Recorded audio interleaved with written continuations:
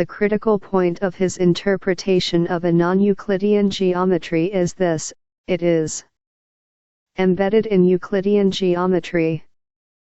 So we are able to prove, within the embedding Euclidean geometry, that the disk postulates hold. For example, we can prove the statement above as a theorem about circular arcs in Euclidean geometry. Therefore, if there is any inconsistency in non-Euclidean geometry, then that could be parlayed into some inconsistency of Euclidean geometry. Thus, his interpretation gives a proof that the strange non-Euclidean geometry is as sound as our familiar Euclidean geometry. 3.4.3 P versus NP and oracles. Available under Creative Commons Share-alike 4.0 International License, http Creative Commons s.org/licenses/by-sa/4.0. A well-known problem in computer science, P versus NP, asks whether, for a given problem, it is truly more difficult to find a short solution, when one exists, NP, than it is to verify a short purported solution handed to you, P. For example, given a set of people and how strong person is, can you partition them into two tug-of-war teams, which are exactly evenly matched? Certainly it seems easier to check that a pair of proposed rosters has equal strength, and verify that everybody really is on one team or the other, than to have to come up with two perfectly matched teams. But conceivably, the two tasks might be equally difficult up to some acceptable polynomial time overhead. While every assumes that P is easier than NP, nobody has been able to prove it. 115.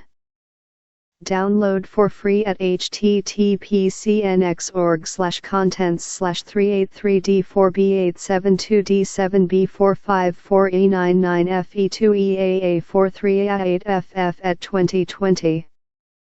An interesting variant of the problem lets both the problem solver and the purported answer verifier each have access to a particular oracle, a program that will gives instant yes/no answers to some other problem, say, given any set of numbers, yes or no, is there an even-sized subset whose total is exactly the same as some odd-sized subset? It has been shown that there is some oracle which makes the problem solver's job provably tougher than the proof verifier's job, and also there is some other oracle problem solver's job provably no tougher than the proof verifier's job. This means that any proof of P being different from NP has to be subtle enough so that when P and NP are reinterpreted as P and NP with respect to a particular oracle, the proof will no longer go through. Unfortunately, this eliminates all the routine methods of proof. We know that solving this problem will take some new attack. 3.4.4 Lowenheimskolum and the real numbers.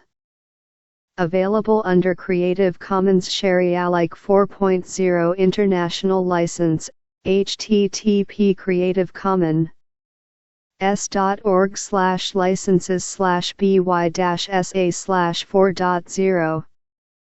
The Lowenheimskolum theorem of logic states that if a set of countable domain axioms has a model at all, then it has a countable model. This is a bit surprising when applied to the axioms of arithmetic for the real numbers, even though the real numbers are uncountable, there is some countable model which meets all our finite axioms of the real number slow. 3.4.5 Object-Oriented Programming. Available under Creative Commons Share-alike 4.0 International License, http Creative Commons s.org/licenses/by-sa/4.0. Note that object-oriented programming is founded on the possibility for non-standard interpretations. Perhaps you have some code which is given a list of objects, and you proceed to call the method toString on each of them. Certainly there is a standard interpretation for the function object toString, but your code is built to work even when you call this function, and some non-standard, custom, overridden method is called instead.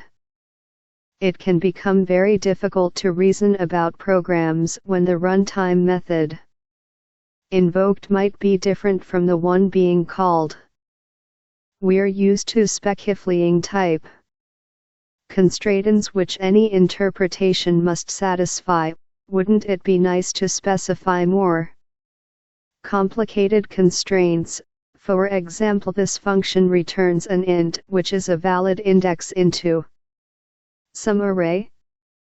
And if we can describe the constraint formally, rather than in English comments, which is how most code works, then we could have the computer enforce that contract for every interpretation which gets executed, including non-static ones. An obvious formal specification language is code itself. Have code which verifies conditions before calling a function, and then runs code verifying the post condition before leaving the function. Indeed, there are several such tools about Java. Scheme 116. Download for free at https://383d4b872d7b454e99fe2eaa43a8ff at 2020. In the presence of inheritance, it's harder than you might initially think to do this correctly. It is still a research goal to be able to, sometimes, optimize away such runtime verifications. This requires proving that some code is correct, at least, with respect to its post condition. The fact that the code might call a function which will be later overridden, our non-standard interpretations, exacerbates this difficulty. And proving correctness in the presence of concurrency is even tougher. Even if not proving programs correct, being able to specify contracts in a formal language, code or logic, is a valuable skill. 3.4.6 Real-world arguments. Available under Creative Commons Share-alike 4.0 International License, http Creative Commons s.org/licenses/by-sa/4.0. Finally, it is worth noting that many rebuttals of real-world arguments, exercise 1.3.1. See also some exercises. Exercise 2.5.1, amount to showing that the argument's form can't be valid since it doesn't hold under other interpretations, and thus there must be some unstated assumptions in the original. 3.5 Modeling with relations. 3.5.1 Modeling with relations. Available under Creative Commons Share-alike 4.0 International License, http Creative Commons s.org/licenses/by-sa/4.0. Aside, Note that the NHBR relation can actually represent an arbitrarily weird board, such as locations that look adjacent on the map but actually aren't, boards which wrap around a cylinder, or toroid, or a location with a tunnel connecting it to a location far across the board, like the secret passages in the game Clue, or the harrowing sub-trip through Naboo in Star Wars, The Phantom Menace. One-way passages can be encoded as well, meaning the NHBR relation need not be symmetric. Actually, any graph can be representable. 117. Download for free at https://383D4B872D7B454E99FE2EAA43A8FF at 2020. Exercise 3.5.1. How shall we encode concepts such as location A has 3 dangerous neighbors, using relations? Proofs otherwise unchanged. Note that we might express our rules as for any locations x and y. We have the following axiom: has 3 x, NHBR, x, y, safe, y. Really, note that there's something else going on here. X and y are symbols which can represent any location. They are variables, whose value can be any element of the domain. For the domain of types of vegetables, the relation yummy is a useful one to know when cooking. In case you weren't sure, yummy Brussels sprouts equal false, and yummy carrots equal true. Suppose we had a second relation, yucky. Is it conceivable that we could model a vegetable that's neither yucky nor yummy, using these relations? Sure. Iceberg lettuce, perhaps. In fact, we could even have a vegetable which is both yummy and yucky: radishes. Aside, a quick digression on a philosophical nuance: the domain for the above problem is not vegetables, it's types of vegetables. That is, we talk about whether or not carrots are yummy. This is different than talking the yumminess of the carrot I dropped under the couch yesterday, or the carrot underneath the chocolate sauce. In computer science, this often manifests itself as the difference between values and types of values. As examples, we distinguish between 3 and the set of all integers, and we distinguish between particular carrots and the abstract idea of carrots. Some languages even include types as values. Philosophers enjoy debating how particular instances define the abstract generalization, but for our purposes we'll take each both vegetables and types of vegetables as given. Exercise 3.5.2. You might have objected to the idea of the unary relation yummy, since different people have different tastes. How could you model individuals' tastes? Hint: use a binary relation. Modeling actors and the has starred with relation didn't include information about specific movies. For instance, it was impossible to write any formula which could capture the notion of 3 actors all being in the same movie. Exercise 3.5.3. Why doesn't has starred with A, B, has starred with B, C, has starred with C, A, Capture the notion of A, B, and C all being in the same movie? Prove your answer by giving a counterexample. 118. Download for free at https://383d4b872d7b454e99fe2eaa43a8ff at 2020. Exercise 3.5.4. How might we make a model which does capture this? What is the domain? What relations do you want?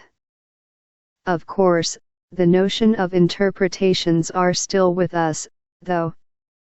Usually everybody wants to be thinking of one standard interpretation. Consider a relation with elements such as Iskildov, Bart, Homer, Marge. Would the triple, Bart, Marge, Homer, be in the relation as well as Bart, Homer, Marge? As long as all the writers and users of formulas involving Iskildov all agree on what the intended interpretation is, either convention can be used. 3.5.2 A case study, iTunes. Available under Creative Commons Sharealike 4.0 International License, http Creative Commons s.org/licenses/by-sa/4.0. Consider iTunes Smart Playlists. You can create a playlist consisting of, say, all songs I've rated 3 stars or better, and whose genre is not classical. This is smart because it's a program which is rerun every time your music library changes. For example, if you change a song's genre, it may be immediately added or deleted from the playlist.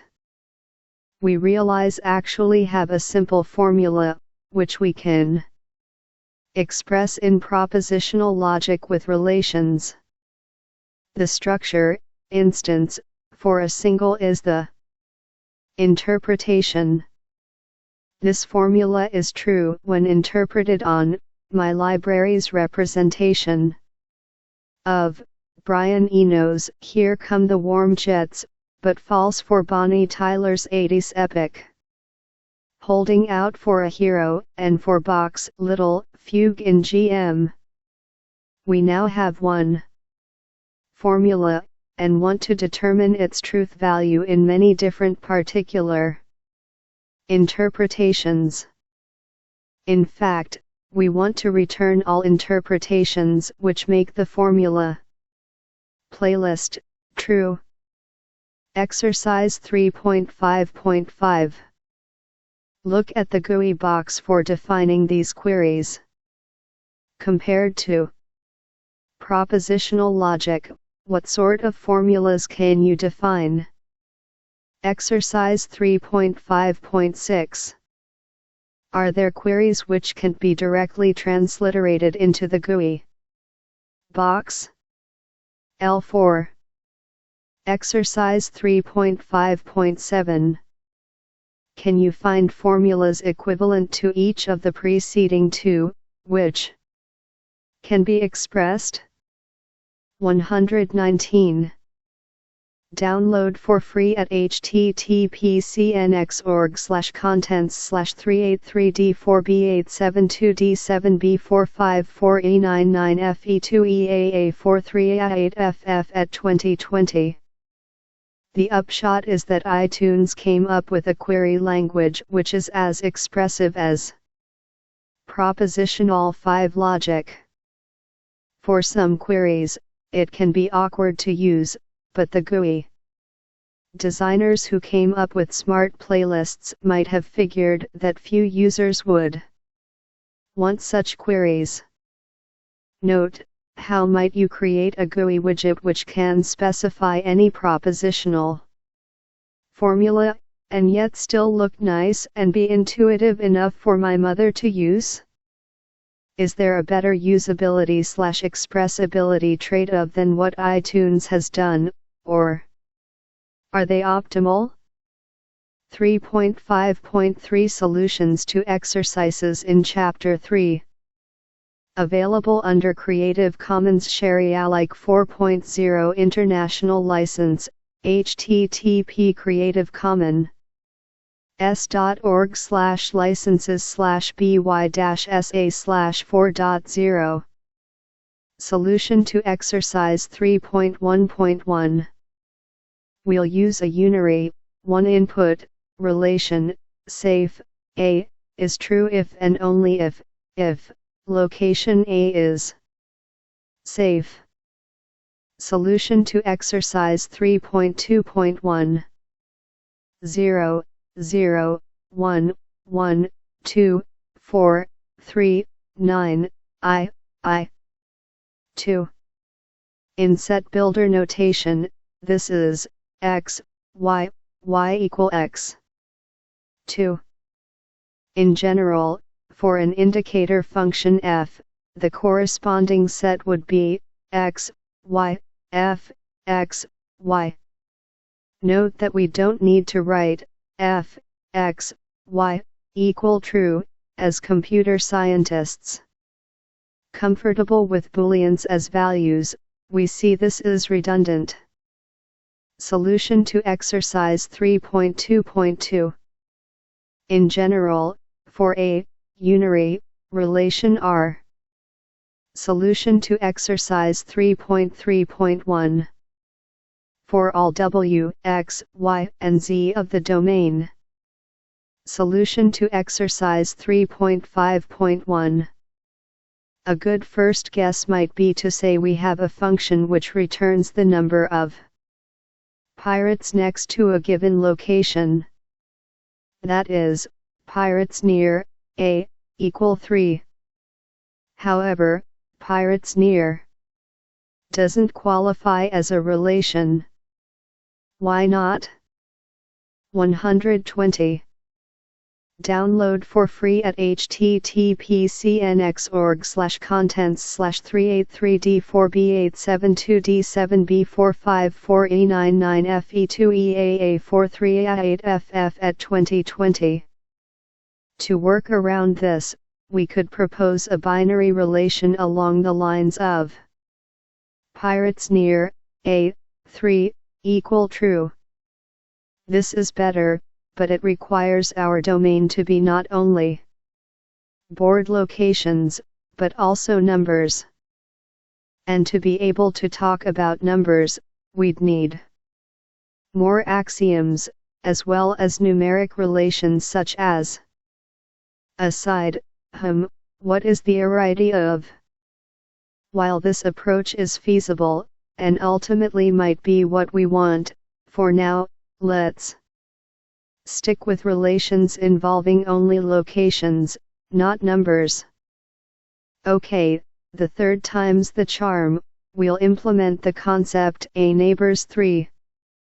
Pirates as a relation has 3, A, being true.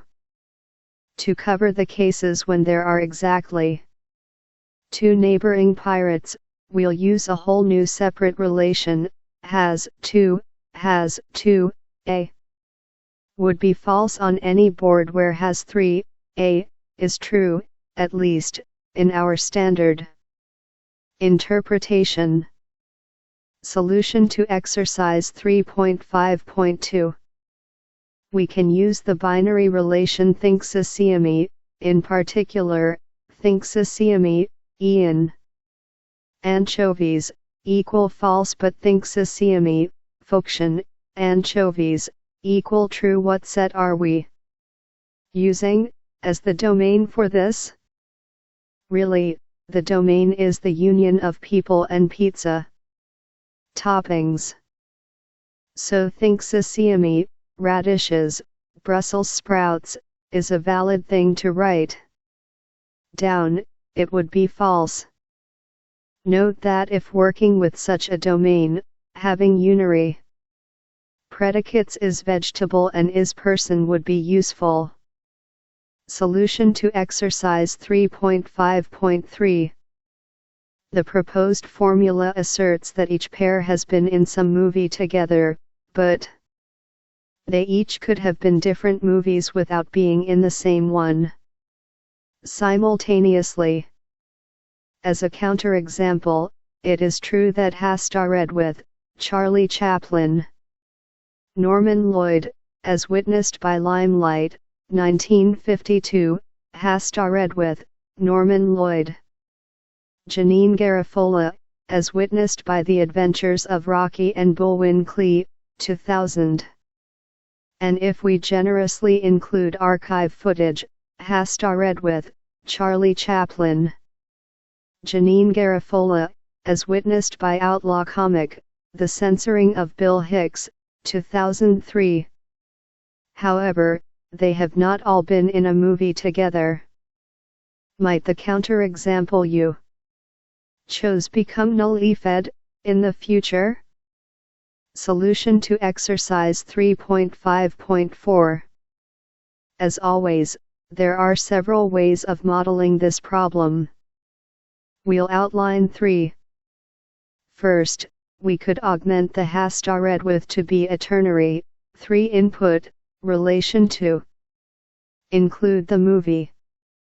Like in the Yummy extension, exercise 3.5.2, the domain would then include both actors and movies, and we'd also want relations to know which is which. Second, we could use a bunch of relations. Starting with the familiar binary has starred with, we'd add the ternary has starred with 3, the quaternary has starred with 4. Our domain would just be actors.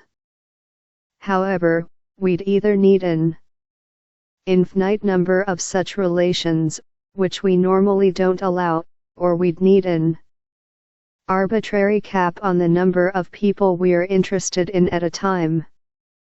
121. Download for free at https://383D4B8722D7B454E99FE2EAA43A8FF at 2020. Third, we could use sets of actors, instead of individuals. We'd need only one relation. Have starred together, that states a set of actors have starred together in a single movie. Solution to exercise 3.5.5, p84. This is effectively disjunctive or conjunctive normal form, limited to clauses of one term each. Solution to exercise 3.5.6. Yes. Two examples are, genre equal classical, genre equal holiday, and genre equal rock, rating 4, genre equal classical. Solution to exercise 3.5.7. For the first example, genre equal classical, genre equal holiday, we can clearly use De Morgan's law and make the query, genre equal classical, genre equal holiday. However, for genre equal rock, rating 4, genre equal classical, there is no equivalent one-term per clause DNF or CNF formula. 16. Fortunately, iTunes has a way around this. Playlist membership or non-membership is itself an available predicate, allowing you to nest playlists. Thus, you can build a playlist good or classical for, rating 4, genre equal classical, then another, genre equal rock, good or classical for the desired result. 122. Download for free at https://383D4B872D7B454E99FE2EAA43A8FF at 2020. Chapter 4 First Order Logic 4.1 A Formal Vocabulary 4.1.1 Syntax and Semantics of Quantifiers 4.1.1.1 Talking about unnamed items. Available under Creative Commons Sharealike 4.0 International License, http Creative Commons s.org/licenses/by-sa/4.0. Suppose we want to express a statement like there is a location which has two neighbors, which is true, at least for the domain of Waterworld board locations, or all actors have co-starred with Kevin Bacon, which isn't true, at least for the domain of all Hollywood actors. As it stands, we can formulate these only awkwardly by talking about specific, constant, locations like A and G, or specific actors like Ewan McGregor 3 and Cameron Diaz 4. To talk about all locations, or actors, we're forced to make huge formulas such as NHBR, Z, Y, NHBR, Z, A, NHBR, Z, B, NHBR, Z, X, just to express there is a location which has only one neighbor. We'll redress this by introducing two quantifiers, there exists, and, for all. For example, all actors have co-starred with Kevin Bacon will be written A. Co-starred with, A, Kevin Bacon. For there is a location which has, at least, two neighbors, we'll start with there exists a location X. Written X. For all is really just an abbreviation for a large conjunction, while exists is a disjunction. It could also be called for some, though it's not. How large a conjunction/disjunction? As big as your domain, which actually could be very small, or it could be infinitely large. Even aside from the fact that we can't write down an infinitely large conjunction or disjunction, quantifiers let us form the conjunction without having to select a domain in advance. To continue with our Waterworld example, how can we express the concept X has, at least, two neighbors? Well, we'll rephrase this as, there exist distinct locations, Y and Z, each of which is a neighbor of X, written. We need the condition, Y equals Z, in equals Z, that formula to ensure that we have distinct locations. Compare to the algebraic equation x plus y equal 4 in which one possible solution is x equal y equal 2. Variables act the same way in both logic and algebra. Different variables can happen to take on the same value.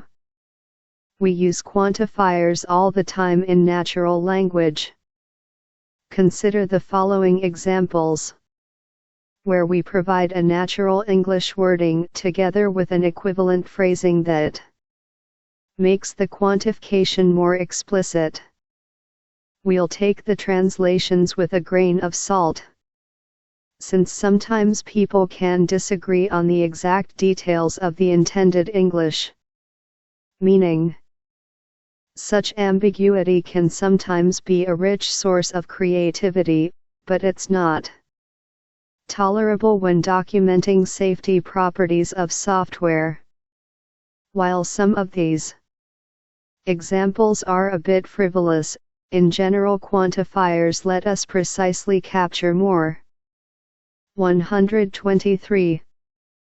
Download for free at https://383d4b872d7b454e99fe2eaa43a8ff at 2020. Interesting concepts in type checking, data structures such as trees and hash tables, circuit specifications, etc. 124. Download for free at https://383d4b872d7b454e99fe2eaa43a8ff at 2020. Natural English Formalized English. If you don't love yourself, you can't love anybody else. If you don't love you, there does not exist a person Y such that you love Y. N*sync is the best band ever.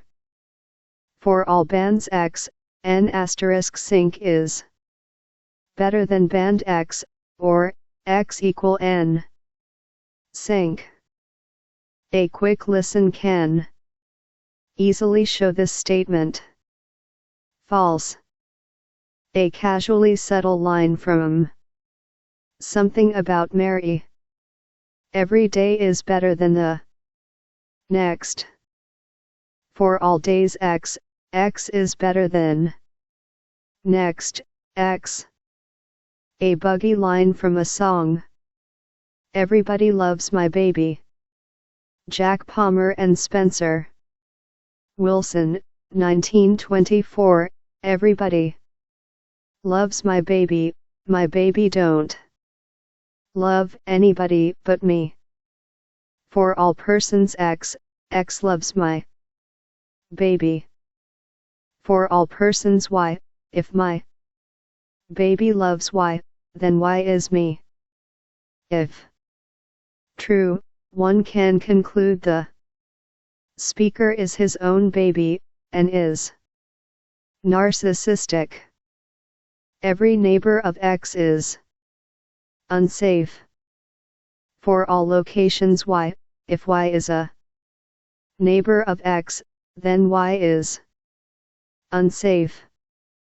There is a safe location that is a neighbor of X, if number X, 3.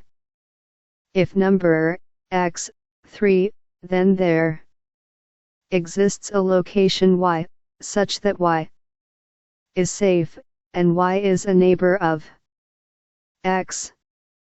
If you've seen one episode, you've seen them all. If there exists one episode X, such that you've seen X, then for all episodes Z, you've seen Z. Somebody loves everybody. There exists some person Y, such that for all persons X, Y loves X. Table 4.1 Quantification in English. 125. Download for free at https://383d4b872d7b454e99fe2eaa43a8ff at 2020. There is someone for everybody. For all persons X, there exists a person Y, such that Y is for X. All's well that ends well. For all events X, if X ends well, then X is well. Table 4.1 Quantification in English. 4.1.1.1.1 Warning, the ambiguous any. Available under Creative Commons Share-alike 4.0 International License, http Creative Commons s.org/licenses/by-sa/4.0. The ambiguous any I was playing a game with some friends, and we came across the rule: if you have more cards than any other player, then discard a card. Does this mean than all other players, or than some other player? Our group's opinion was divided, include across many native English speakers. In our class terms, it's not always clear whether any means for all, or for some. There exists, or maybe more accurately, in the phrase for any X, does X necessarily mean an arbitrary player? Aside, linguistics students, or those who are so sure the rule clearly intended than all other players, switching XY to XY changes from an active voice to a passive voice, but may also reverse your interpretation of the English quantifier any, if any player has fewer points than you. In your proofwriting, and your English writing, and your informal writing, think about replacing any with either every or with some, to make your meaning clear. 4.1.1.2 First Order Logic, WFFs Revisited. Available under Creative Commons Sharealike 4.0 International License, http Creative Commons s.org/licenses/by-sa/4.0. We originally defined a well-formed formula, WFF, for propositional logic. We'll extend this to WFFs for first-order logic, also known as predicate logic. At the same time, we'll more precisely define the binding of variables. This logic allows use of both functions and relations. Since these functions' outputs are not Booleans, otherwise, we'd call them relations, but rather data than can be used as a relations input, we separate the syntax into that of terms and formulas. Terms are all the possible inputs for a relation. 126. Download for free at https://383d4b872d7b454e99fe2eaa43a8ff at 2020. Definition 4.1, Term 1. A variable. Example: A, B. 2. A constant. Example: Waterworld location F, Kevin Bacon, or the number 3. 3.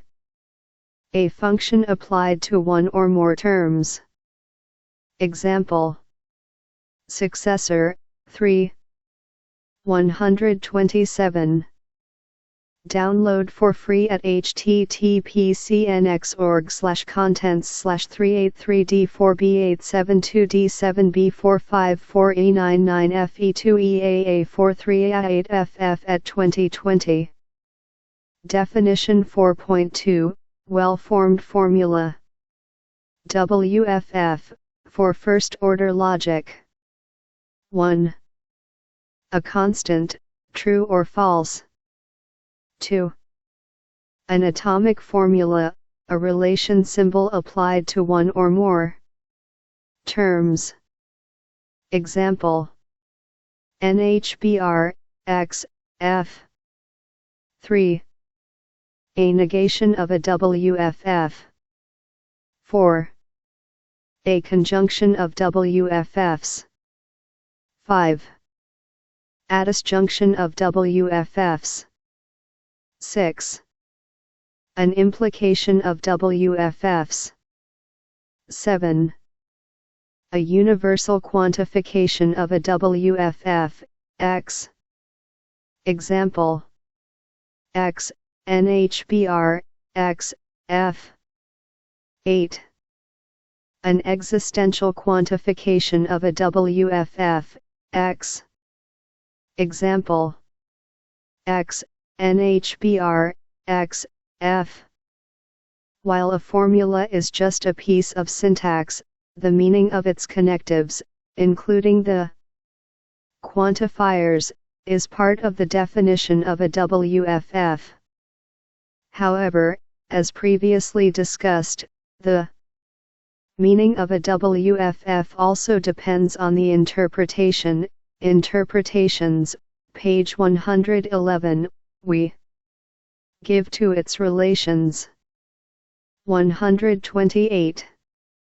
Download for free at https://383d4b872d7b454e99fe2eaa43a8ff at 2020. 4.1.1.2.1 Examples. Available under Creative Commons Share-alike 4.0 International License, http Creative Commons s.org/licenses/by-sa/4.0. Example 4.1. Everybody likes John Cusack, X, likes, X, John Cusack. Example 4.2. Somebody likes Joan Cusack, X, likes, X, Joan Cusack. Example 4.3. Somebody likes everybody, X, Y, likes, X, Y. We use N for needy. Example 4.4. Everybody likes somebody, Y, X, likes, Y, X. Careful, this formula looks similar to the preceding one, but it has a very different meaning. Exercise 4.1.1.1. How would you express somebody is liked by everybody? Exercise 4.1.1.2. How would you express everybody is liked by everybody? Example 4.5. The following formula is a simple application of symmetry. X, Y. Near, X, Y, near, Y, X, near, Sue, Joe, near, Joe, Sue. While it is certainly true under the intended interpretation, it is also true under any interpretation. Such formulas are called valid. Valid. First-order formulas are the natural analog of tautological propositional formulas. Example 4.6. X, even, X, prime, X, X equal to, is a mathematical fact, in the standard interpretation of arithmetic. 129. Download for free at https://383d4b872d7b454e99fe2eaa43a8ff at 2020. While technically not allowed by our term, definition, term, P91, and formula. Definition, well-formed formula, WFF, for first-order logic, P91, syntax, we'll continue using infix notation for common mathematical functions and relations, as in the previous example, example 4.6. Exercise 4.1.1.3. The previous example, example 4.6, used the relations even and prime. Of course, to use such relations, they must either be defined directly by the interpretation, or be defined in terms of functions and relations provided by the interpretation. How would you define these two relations in terms of the basic numerical functions, addition, multiplication, and relations, equal. Exercise 4.1.1.4. One hypothesis about natural numbers is known as Goldbach's conjecture. It states that all even integers greater than 2 can be expressed as the sum of 2 primes. It is one of the oldest still unsolved problems about numbers. How would you write this conjecture as a WFF? Enough about number theory. Let's look at some examples about common data structures and some about our favorite problem. Water world. Example 4.7. If your program uses binary search trees and your domain is tree nodes, you need to know if these trees are also balanced. You need to know. Again, these assume the implied interpretations. 130. Download for free at https://383d4b8722d7b454e99fe2eaa43a8ff at 2020. Example 4.8. We would like to be able to state that the output of a sorting routine is, in fact, sorted. Let's assume we're sorting arrays into ascending order. To talk about the elements of an array in a typical programming language, we would write something like AI. For this example, we'll use that notation, even though it doesn't quite fit the logic's syntax. To describe sortedness, in non-decreasing order, we want to state that each element is greater than or equal to the previous one. However, just like in a program, we need to ensure our formula doesn't index outside the bounds of the array.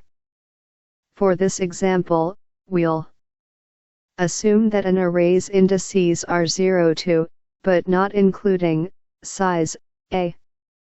Sorted, a, I, 1, I, I. When proving things about programs, it's often useful to realize there are alternate ways of defining things. So, let's see a couple more definitions. We could change our indexing slightly. Sorted, a, I, 0, I plus 1. Or we could state that the ordering holds on every pair of elements. Sorted, a, I, j, 0, I. This definition isn't any stronger, but it makes an additional property explicit. Generally, you'd find it harder to prove that this formula was true, but once you did, you'd find it easier to use this formula to prove other statements. Exercise 4.1.1.5. The two preceding examples used functions like left, size, and subtraction, although our logic syntax doesn't include such functions. However, we can rewrite any use of functions with appropriate new relations. As an example, rewrite isize, a, in proper first-order syntax. Exercise 4.1.1.6. One simple water world fact is that if a location has no unsafe neighbors, then its number of adjacent pirates is 0. Furthermore, the implication goes both ways. How would you state that as a WFF? 131. Download for free at https://383d4b8722d7b454e99fe2eaa43a8ff at 2020. Exercise 4.1.1.7. How would you make a similar statement about the number of adjacent pirates being 1? These statements are very similar to, and provable from, the First Order Waterworld. The Domain Axioms, page 173. 4.1.1.2.2 A hint on deciphering formulas' meanings. Available under Creative Commons Share-alike 4.0 International License, http Creative Commons s.org/licenses/by-sa/4.0. Some formulas can get pretty hairy.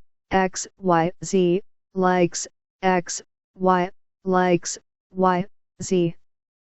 The 0th step is to take a breath, and read this in English. For every X, there's some Y. Such that for every Z, X likes Y but Y doesn't like Z.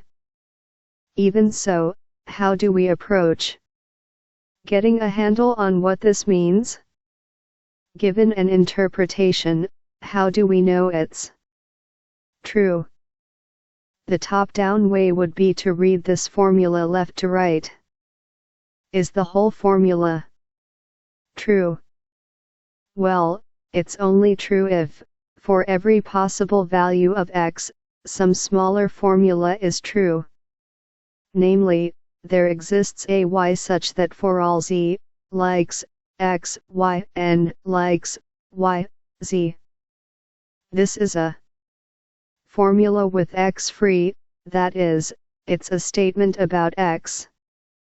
And is that formula true?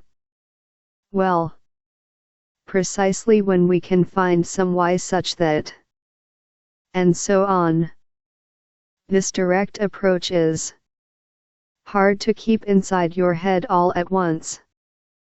Most people prefer approaching the problems in a bottom-up manner, or if you prefer, right to left or inside out.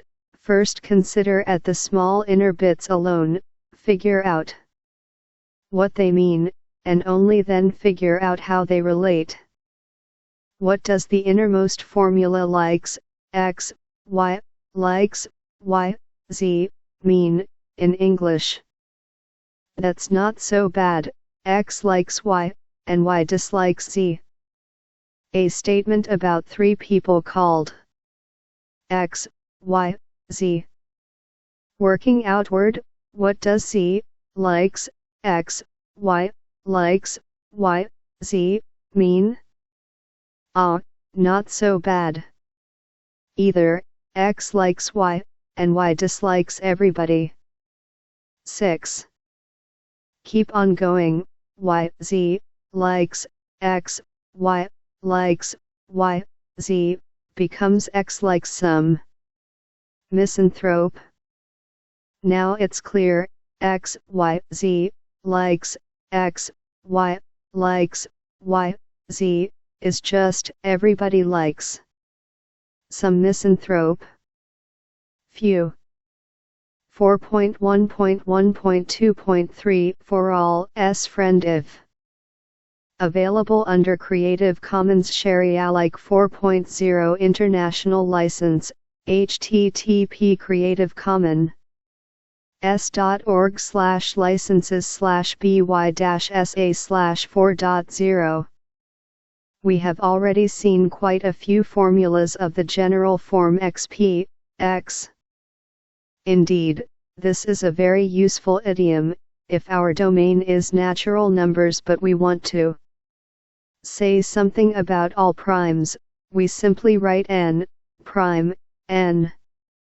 Don't be fooled, this formula is in no way suggesting that all numbers are prime. 132. Download for free at https://383D4B872D7B454E99FE2EAA43A8FF at 2020. Caution, the same construct using is usually a mistake. Consider XP x. By choosing x to be any non-p element, this entire formula is true, without even glancing at what is inside the L. Note, if you have to demonstrate that all ravens are black, I is raven, I is black, there are two ways to do so. You can go out and find every raven and verify that it's black. Alternately, you can go and find every non-black item and verify that it's a non-raven. Epistemologists, philosophers dealing with how we humans come to learn and know things about, say, raven colors, go on to ponder about real-world degrees of belief. If we have only looked at some ravens, and we find another raven and confirm it is black, does this increase our degree of belief about all ravens being black? If so, then whenever we find a non-black item which is a non-raven, this must also increase our degree of belief that all ravens are black. This leads to Hempel's so-called paradox. If we are looking for evidence to choose between two competing hypotheses, say, all non-black items are not ravens versus all non-orange items are not ravens, then finding a purple cow increases our belief in both of these hypotheses simultaneously. 4.1.2 Bound variables, free variables. Available under Creative Commons Sharealike 4.0 International License, http creativecommons.org/licenses/by-sa/4.0.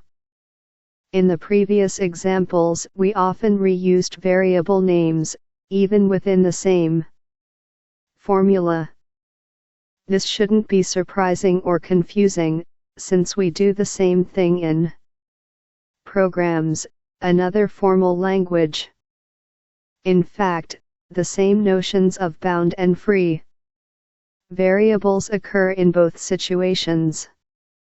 An occurrence of variable x is bound if it is in the body of a quantifier x, or x. Otherwise, the occurrence is free. For example, in x, likes, x, y, the variable y is free but x is not. So this is a statement about y. We can't evaluate this to true/false until we get some context for y. It's useful as a subpart for some bigger formula. Note, the concept x free in does not talk about the context of. So don't confuse it with well, over on this part of the page, happens to occur as the subpart of another formula containing x. So x really is bound. Just as 7 is prime, even though people sometimes use 7 in the context of 7 plus 1. Whether x is free in A can be determined by a function is free, x, needing no other information to produce an answer.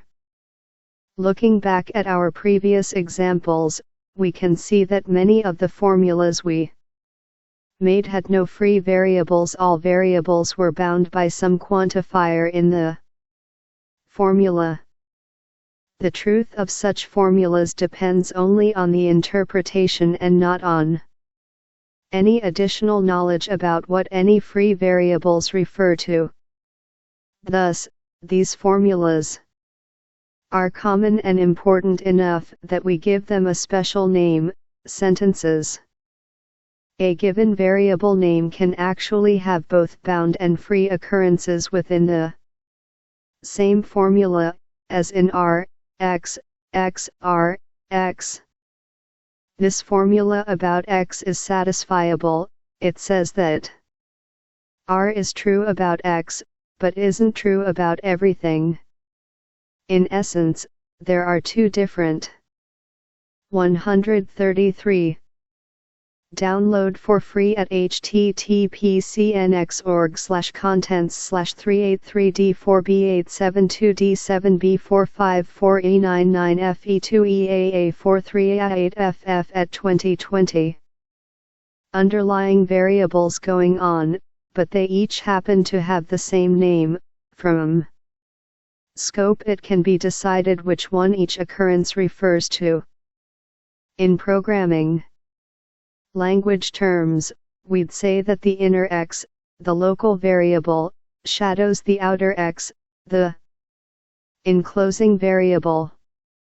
In these terms, free variables in logic correspond to global variables in programs. Clearly x is always equivalent to y. Variable names are entirely arbitrary, except maybe for their mnemonic value. So the previous formula might be more clearly rewritten as x, y. This careful rewriting while respecting a variable's scope is called renaming. Even if 17 quantifiers each used the same variable name, x, we could carefully renaming 17 times, and end up with an equivalent formula where all quantifiers use distinct variables.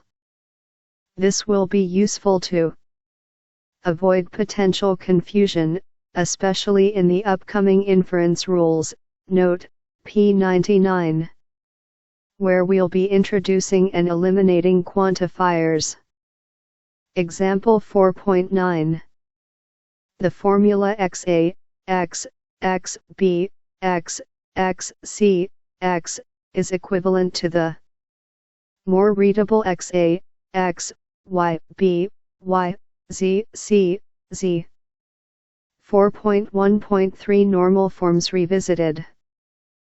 4.1.3.1 CNF and DNF Revisited, optional. Available under Creative Commons Share-alike 4.0 International License, http Creative Commons s.org/licenses/by-sa/4.0. In first-order logic, normal forms are still useful for providing a notion of a canonical form. However, their other benefit of corresponding closely to truth tables does not apply here, since truth tables aren't useful for first-order logic. A formula in Prenex conjunctive normal form, or Prenex CNF, has a body in CNF, preceded by a series of quantifiers. Similarly, a formula in Prenex disjunctive normal form, or Prenex DNF, has a body in DNF preceded by a series of quantifiers. Example 4.10. Assuming is in CNF, then the following are each in Prenex CNF. On the other hand, if is in DNF, these are in Prenex DNF. X, X, Y, Z. Every formula has an equivalent Prenex CNF formula and equivalent Prenex CNF formula. For brevity, we'll skip proving this. 134. Download for free at https://383d4b872d7b454e99fe2eaa43a8ff at 2020. 4.2 Reasoning with equivalences. 4.2.1 First order equivalences. Available under Creative Commons Share-alike 4.0 International License, http Creative Commons s.org/licenses/by-sa/4.0. Now that we can express interesting concepts using the quantifiers, there exists, and, for all, how can we use them for the problem of determining whether a formula is true? Back in lowly propositional logic, we had three methods: truth tables, equivalences, and formal proofs with inference rules. How can we adapt these approaches for first-order logic? Well, truth tables have no analog approach. With quantifiers, we don't have a finite set of propositions. Furthermore, variables can't refer to specific items in the domain until we try to interpret them. And when we do, the domain may be of any size, possibly even infinite. Using a truth table on an infinite domain is clearly infeasible, but the real problem stems from how we want to be able to discuss reasoning without respect to a particular domain. However, we can add equivalences and inference rules to cope with quantifiers. After showing how to work with quantifiers, we'll come back to examine our newly augmented systems for those desirable traits, soundness and completeness. 4.2.1.1 First Order Equivalences. Available under Creative Commons Share-alike 4.0 International License, http Creative Commons s.org/licenses/by-sa/4.0. When we upgrade from propositional logic to first-order logic, what changes do we need to make to the laws of Boolean algebra? Well, first of, we can keep all the existing propositional equivalences. Propositional equivalences, page 165. For example, x. Technically, we're even making those equivalences stronger, since those metavariables can now stand for any first-order formula, rather than merely propositional formulas. But we also need additional identities to deal with our newfangled quantifiers. What should these be? The most interesting are those that relate the two kinds of quantifiers. Universal quantification says that something holds for all members of the domain, and existential quantification says that something holds for at least one member. Clearly, x implies x, but the other direction doesn't hold, so that is not an equivalence. Aside, wait just a minute, tell that implication holds only if the domain is non-empty, so that there is at least one member in it. We'll see this restriction appear a few times. 135. Download for free at https://383d4b872d7b454e99fe2eaa43a8ff at 2020. What about x? In English, for all items x does not hold. A more natural way to say this is that there is no item x such that x does hold, that is, x. Indeed, this will be one of our new Boolean algebra rules. See a list of equivalences with quantifiers, first-order equivalences, page 168. As before, we can use these to show other pairs of formulas equivalent, as in the following examples. 136. Download for free at https://383D4B8722D7B454E99FE2EAA43A8FF at 2020. Example 4.11. Using these identities, we can simplify formulas such as the following: y, x, r, x, q, x, y, z, r, z. 1. Y, x, r, x, q, x, y, z, r, z. 2. Y, x, r, x, q, x, y, z, r, z. Complementation of 3. Y, x, r, x, q, x, y, z, r, z. Double complementation 4. X, y, r, x, q, x, y, z, r, z. Reordering S. 5. X, y, r, x, y, q, x, y, z, r, z.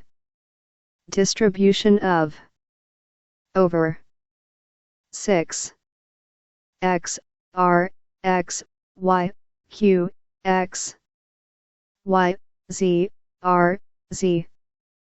Simplification of y not free in R. X. 7. X, r, x, y, q, x, y, x, r, x. Renaming 8. X, r, x, y, q, x, y, r, x.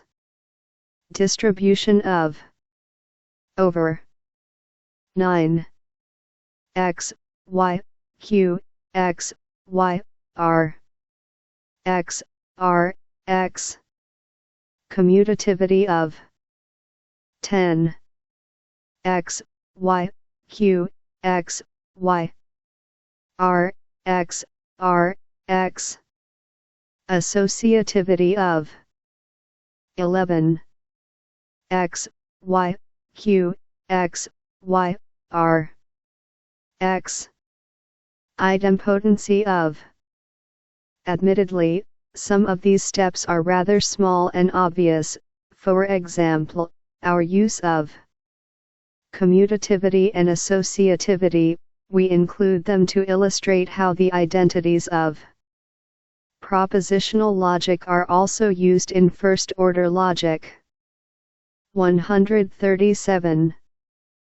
Download for free at https://383D4B8722D7B454E99FE2EAA43A8FF at 2020. Example 4.12. An example of X, where doesn't contain X occurring free. Let be the formula we've seen before, exercise 4.1.1.3, asserting that a positive integer n was non-composite, j, k equal n, j equal 1, k equal 1. Since n occurs free, the truth of this formula depends on the value of n. The formula X really is equivalent to it's true for exactly the same values of n. The use of X is essentially a bit of a ruse, since X plays no part of the meat of the. However, the following formula is certainly not equivalent, n.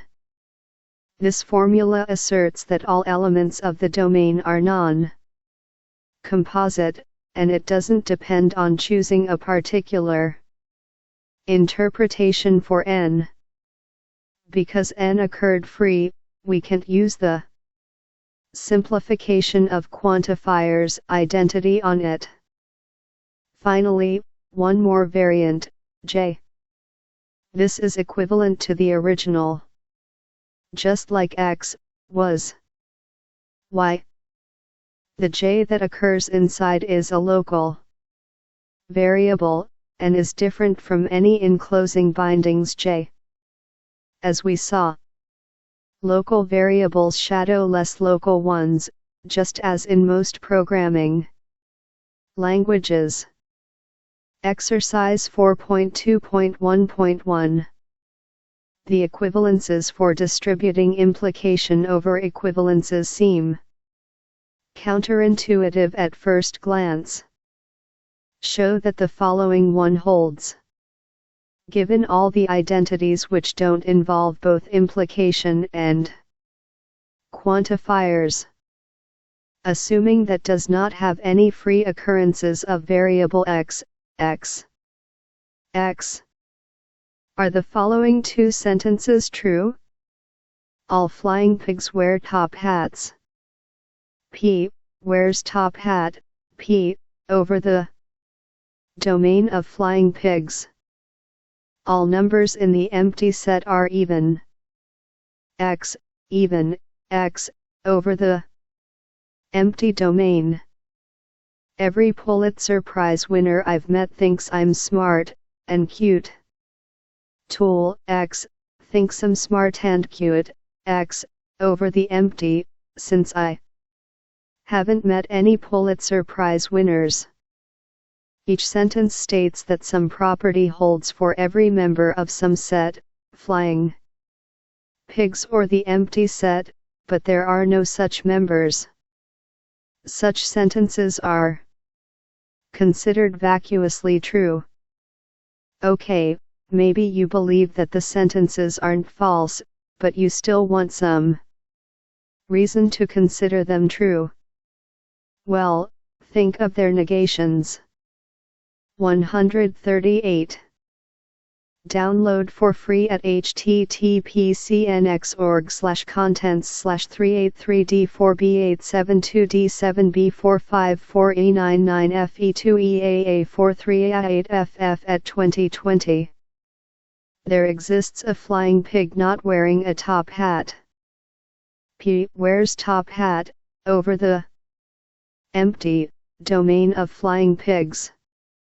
You can't go of and find a flying pig which contradicts this, since you can't find any flying pig at all. Note that the negation isn't no flying pigs wear top hats. There exists a number in the empty set that is even. X even, over the empty domain. The negation isn't no numbers in the empty set are even. Since these negations are false, the original sentences must be true. This is also similar to the fact that a simple propositional implication, AB is true, if A is in fact false, regardless of the truth of B. In this crude analogy, A corresponds to in the domain. Aside, in Boolean algebra, we only allow the values false and true, with no third option. This is sometimes called the law of the excluded middle. Philosophers have developed trimodal logics which have a third option, but everything in those logics can be translated into something in traditional logic. Such logics might be more convenient in some cases, but they aren't more expressive. Fuzzy logic, on the other hand, is a variant where every proposition has a degree of truth, from 0 to 1. While this is different than propositional logic, and it is the right way to model many real-world problems, as a logic it hasn't yielded interesting new mathematical results. Even more silliness can ensue when the domain is empty. For example, not only is every member of the empty set even, but every member is simultaneously odd. That is x r x r x is true only when the domain is the empty set. Even more degenerately, x false is a true only on the empty domain. 4.2.1.2 Are we done yet? Available under Creative Commons Share-alike 4.0 International License, http creativecommons.org/licenses/by-sa/4.0. While equivalences are very useful, we are often interested in implications such as the one mentioned previously, x, x. We could rephrase that as an equivalence, x, x, true. Informally, it should be clear that that is rather awkward, and formally it is as well. But such implications are exactly what inference rules are good for. So, let's continue and consider what first-order inference rules, page 139, should be. 4.3 Reasoning with inference rules. 4.3.1 First-order inference rules. 4.3.1.1 Inference with quantifiers. Available under Creative Commons Share-alike 4.0 International License, http creativecommons.org/licenses/by-sa/4.0. Proving first-order sentences with inference rules is not too different than for propositional ones. We have two slight twists to add, upgrading propositions to 139. Download for free at https://383d4b872d7b454e99fe2eaa43a8ff at 2020. Relations and quantifiers. We still keep all our propositional inference rules, page 166, but declare they can now be used on first-order WFFs. For our quantifiers, we introduce new first-order inference rule, page 169, for adding and eliminating quantifiers from formulas. These four new rules look surprisingly simple, but they do have a couple of subtleties we have to keep track of. 4.3.1.1.1 Exists Intro. Available under Creative Commons Share-alike 4.0 International License, http creativecommons.org/licenses/by-sa/4.0. What is the most natural way to prove an existential sentence, like there exists a prime number greater than 5? That's easy. You just mention such a number, like 11, and show that it is indeed prime and greater than 5. In other words, once we prove, we can then conclude, using the inference rule intro, that the formula P 5 J K P equal J K J equal 1 K equal 1 is true. In general, to prove a formula of the form X, we show that holds when X is replaced with some particular witness. The witness was 11 in this example. The inference rule is: the notation VW means the formula but with every occurrence of V replaced by W. For example, we earlier wrote down the formula P11, and then decided that this was sufficient to conclude P. Note: observe that you'll never use the substitution notation as part of a literal formula. It is only used in the inference rule as a shorthand to describe the actual formula. It's a pattern-matching metalanguageal. Note, while it seems like substitution should be a simple textual search and replace, it is sometimes more complicated. In the formula equal x 5 x r x, we don't want x6 to try to mention r6, much less generate something nonsensical like 6. In programming languages, we say we want hygienic macros to respect the language's notions of variables and scope. For example, the C preprocessor's number define and number include notably does not respect hygiene, and can inadvertently lead to hard-to-find bugs. Solution: for simplicity, we will always consistently rename variables P94, so that each quantifier binds a distinct variable. How do you find a witness? That's the difficult part.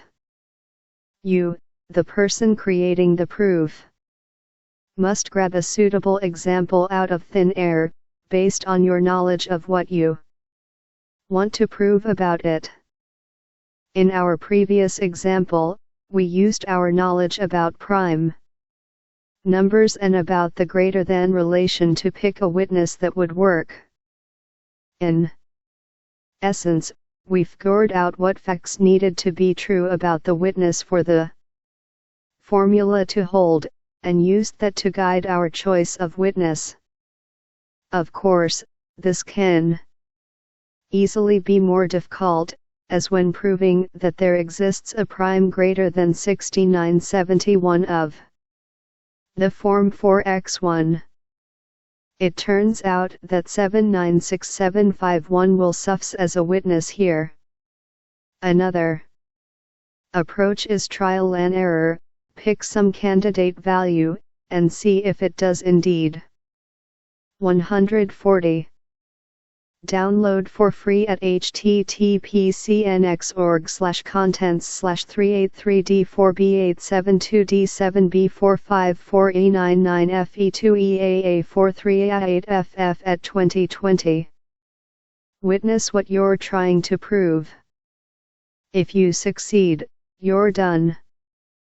If not, pick another candidate. 4.3.1.1.2 exists Elim. Available under Creative Commons Share-alike 4.0 International License, http Creative Commons s.org/licenses/by-sa/4.0. The complementary Elim rule corresponds to giving a new name to a witness.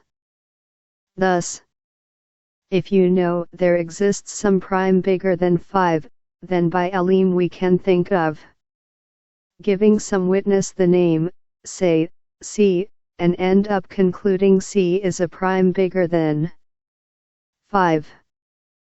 The caveats are that C must be a new name not already used in the proof, and different from any variables free in the conclusion we're aiming for. However, we will be able to use that variable C along with universal formulas to get useful statements. Thus the general form of the rule is that is, we can rewrite the body of the exists, replacing the quantified variable P with any new variable name C, subject to the restrictions just mentioned. 4.3.1.1.3 for all intro. Available under Creative Commons Share-alike 4.0 International License, http Creative Commons s.org/licenses/by-sa/4.0.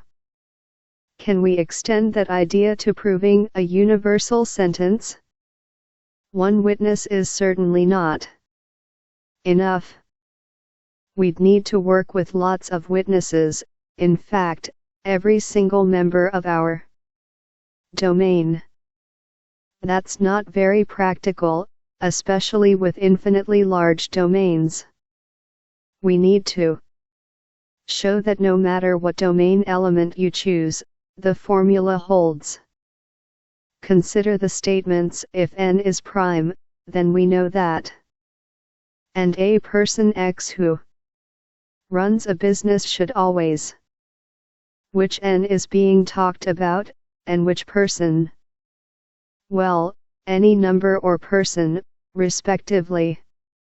After learning about quantifiers, you may want to preface these sentences with for all n or for all any persons X.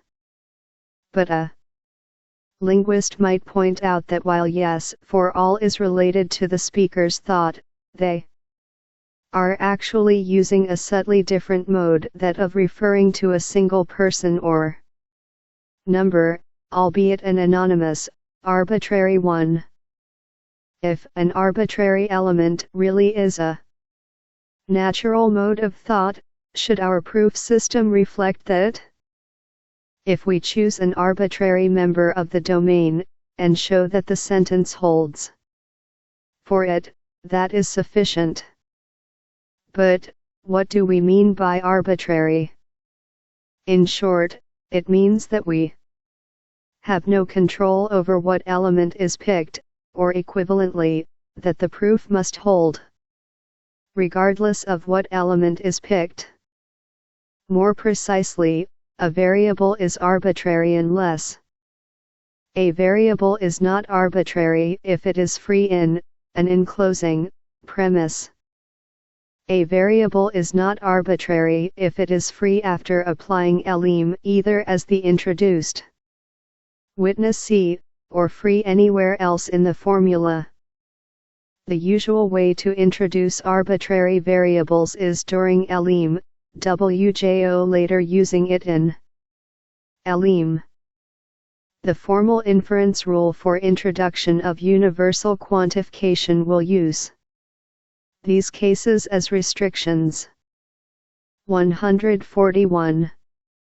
Download for free at https://383d4b872d7b454e99fe2eaa43a8ff at 2020. 4.3.1.1.4 For all elim. Available under Creative Commons Share-alike 4.0 International License, http Creative Commons s.org/licenses/by-sa/4.0. Getting rid of universal quantifiers is easy, if you know X, where is a formula presumably involving X, well then you can replace X with anything you want, and the resulting formula will be true. We say where T is any term. Any variables in T are arbitrary, unless it is an already existing non-arbitrary variable. For example, suppose we know that we can replace n with some term like m plus 4 to conclude the variable m is arbitrary, unless it already occurred in non-arbitrary in a previous line of the proof, perhaps introduced via elim. A more usual step is to use a term which is just a single variable, and, by coincidence, happens to have the same name as the quantified variable we are eliminating. Thus we often conclude. Note the absence of the initial, n is arbitrary, unless it had already been confusingly in use as a non-arbitrary variable earlier. This is helpful when we'll be later reintroducing the in a later step, see the example below. 4.3.1.2 Formal Inference Rules and Proofs. Available under Creative Commons Share-alike 4.0 International License, http Creative Commons s.org/licenses/by-sa/4.0. Recall the syllogisms from a previous lecture. The general form of a syllogism is 1. X, P, X, Q, X, major premise. 2. P, C, minor premise. 3. Q, C, conclusion. In our system, we don't have syllogism as a separate rule of inference, but it's easy to see how to translate any syllogism into our system, for specific relations P and Q, and a specific constant C. 1 premise. 2 premise. 3 elim, by line 1, with X equals C. 4 elim, by lines 2, 3, with equal P equal C and equal Q equal C. 142. Download for free at https://383d4b872d7b454e99fe2eaa43a8ff at 2020. Eliminating h1tifr via elim, and elim is often merely an intermediate step, where the h1tifr will be reintroduced later. This moves the quantification from being explicit to implicit, so that we can use other inference rules on the body of the formula. When this is done, it is very important to pay attention to the restrictions on intro, so that we don't accidentally prove anything too strong. Example 4.13. For the particular case of equal R, X, Y, other cases all similar. 1 premise. 2 elim, line 1. 3 elim, line 2. 4 intro, line 3. 5 intro, line 4. Remember that in line 5, for intro, we must verify that Q is arbitrary. It is, since it was introduced in line 3 by elim, and there hasn't been an intervening elim between lines 3 and 5. We cannot instead conclude in line 4 that XR, X, Q, by intro, since variable P was introduced by elim in line 2, and therefore not arbitrary. Exercise 4.3.1.1. Let's reverse the previous proof goal. For the particular case of equal R, X, Y, other cases all similar. This statement does not hold in general. So, what's the problem with the following proof? 143. Download for free at https://383d4b872d7b454e99fe2eaa43a8ff at 2020. 1 premise. 2 elim, line 1. 3 elim, line 2. 4 intro, line 3. 5 intro, line 4. The intro principle is actually very familiar. For instance, after having shown, we then claimed this was really true for arbitrary propositions instead of just A, B. We actually went a bit further, generalizing individual propositions to entire, arbitrary WFFs.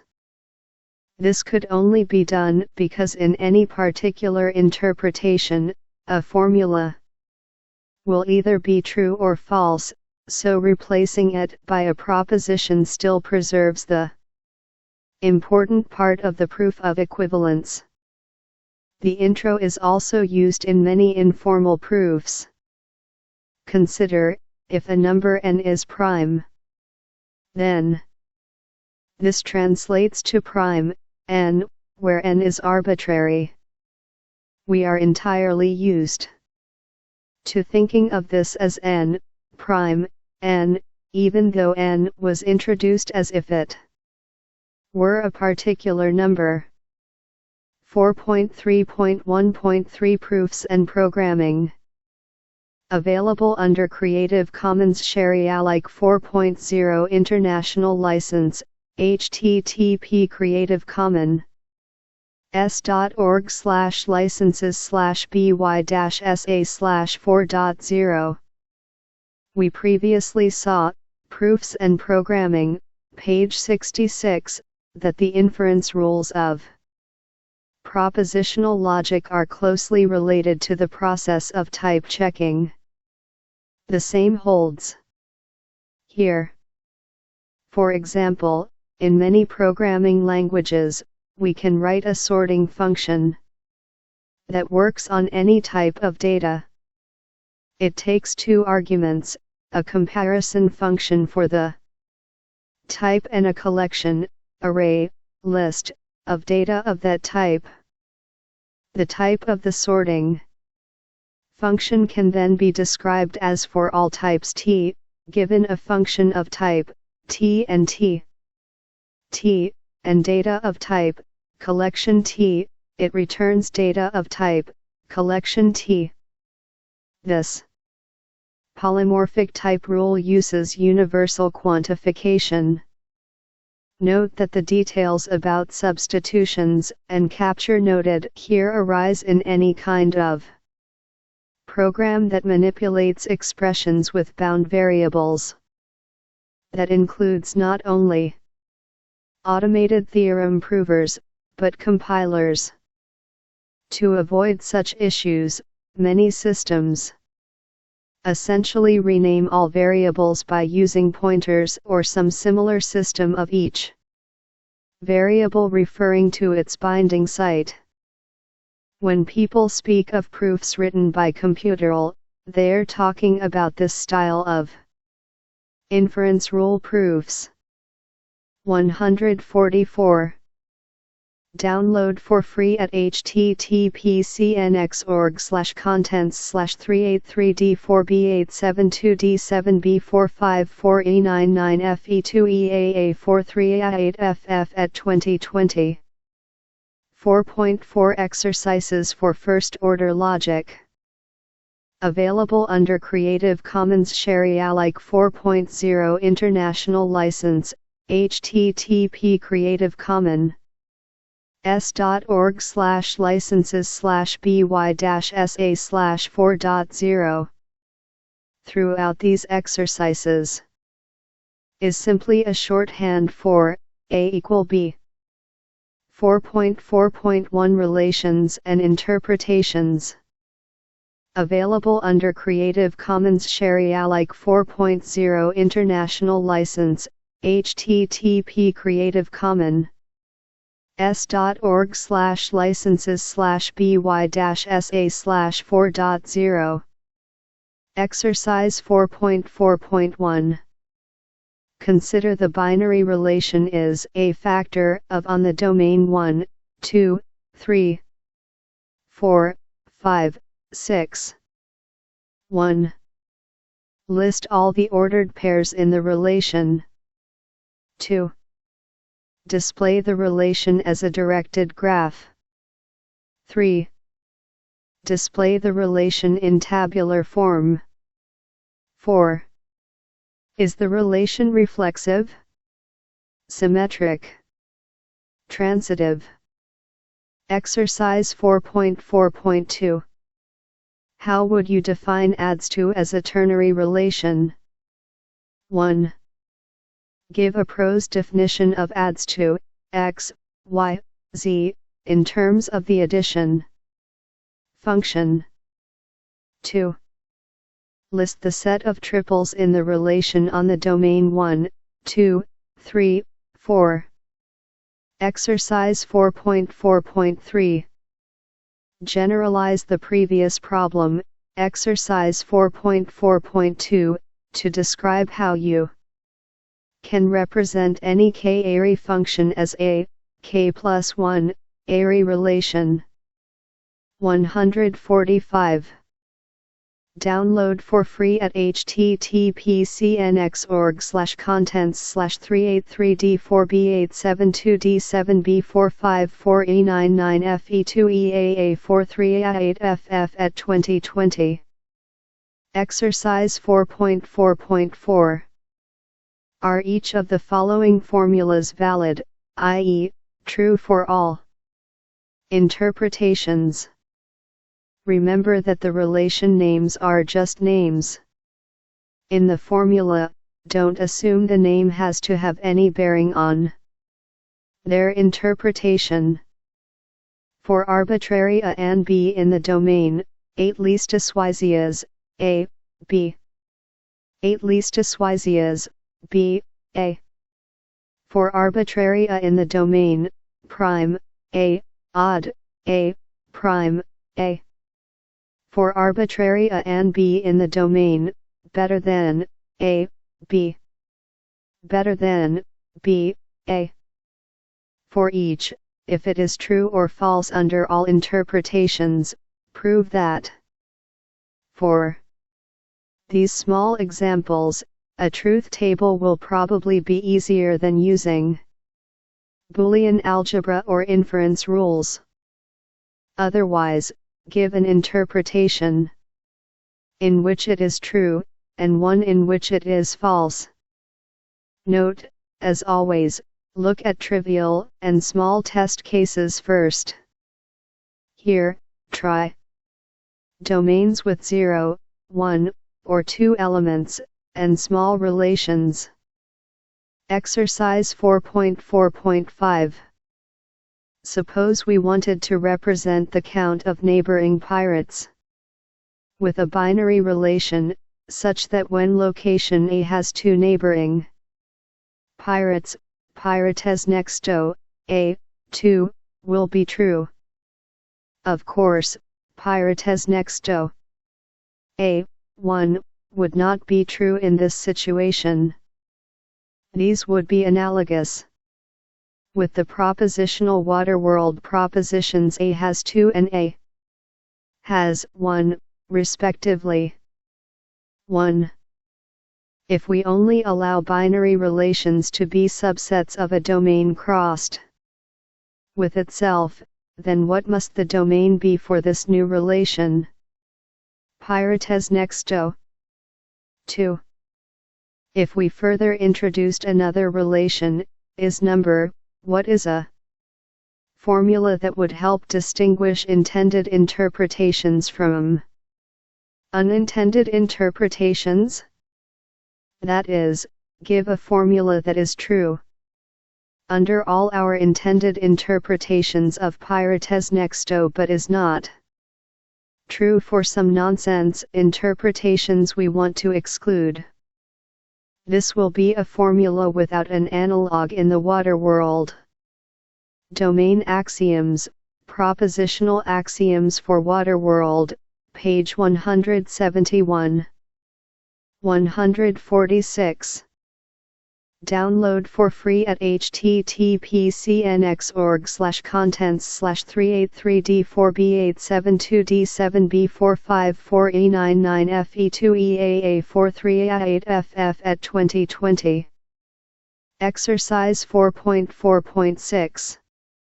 Determine whether the relation R on the set of all people is reflexive, antireflexive, symmetric, antisymmetric, and or transitive, where A, B, are if and only if 1A is older than B, 2A is at least as old as B, 3A and B are exactly the same age, 4A and B have a common grandparent, 5A and B have a common grandchild.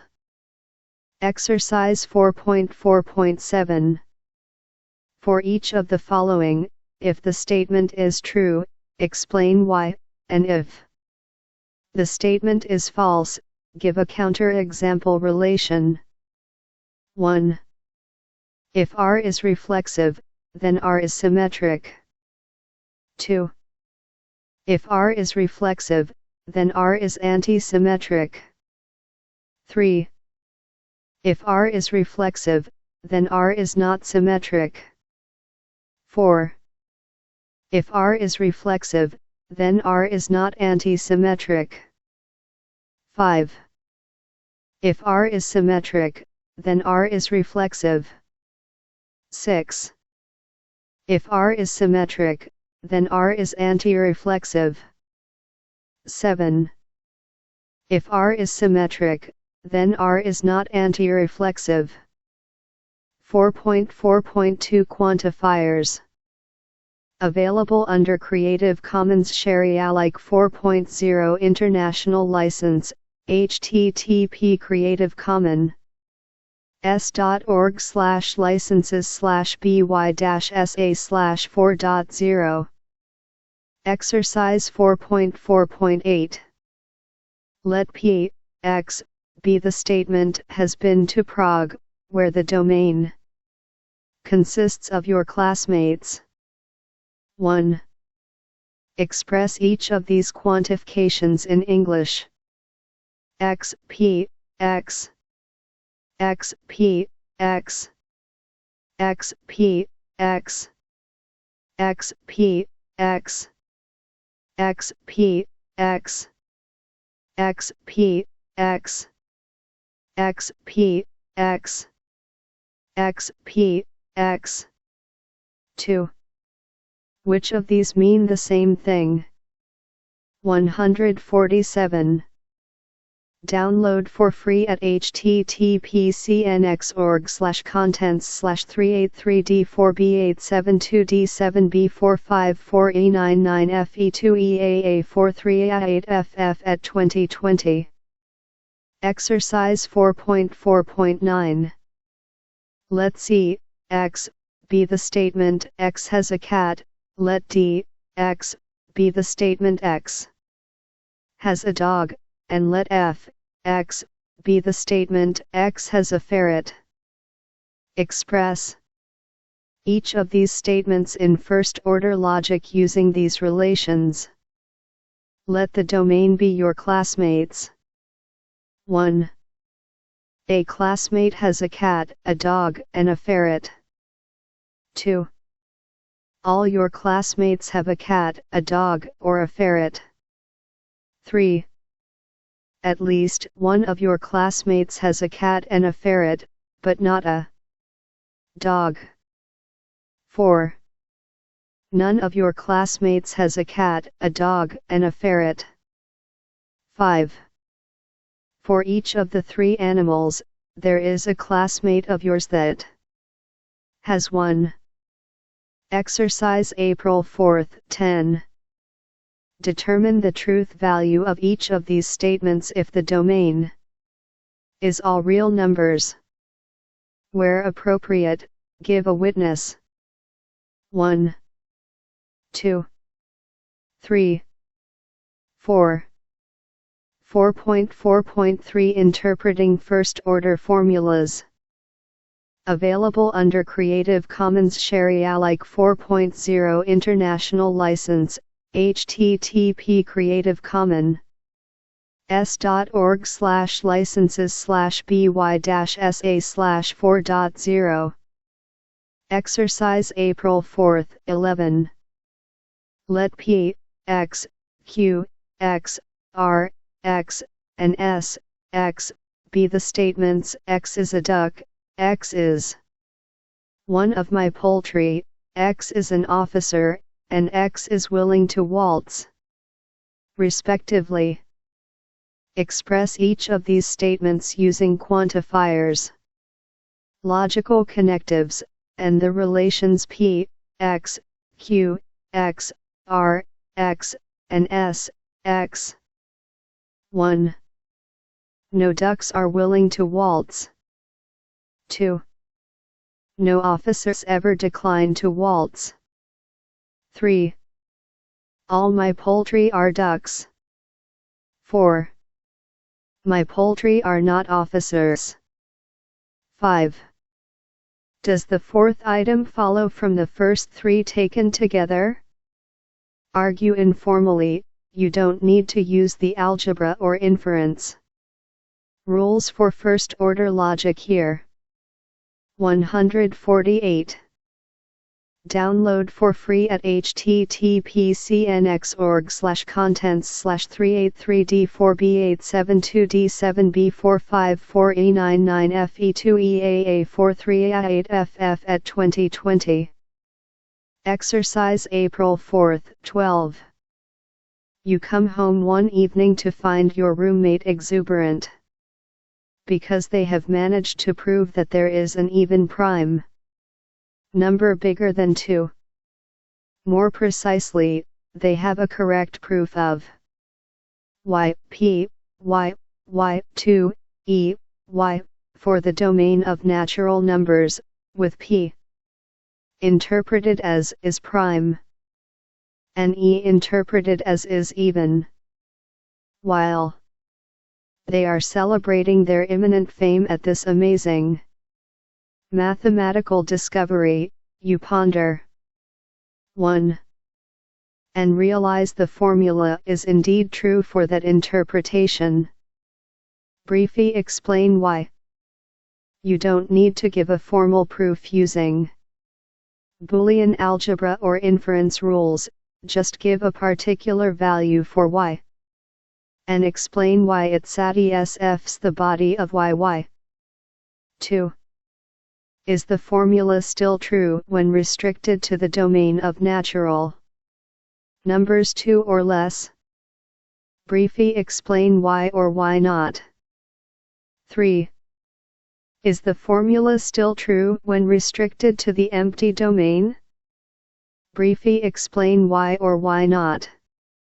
4. Give a formula that correctly captures the notion there is an even prime number bigger than 2. Exercise April 4, 13. For the sentence XYA, X, B, X, Y, A, Y, state whether it is true or false, relative to the following interpretations. If false, give values for X and Y witnessing that 1. The domain of the natural numbers, where A is interpreted as even, and B is interpreted as equals.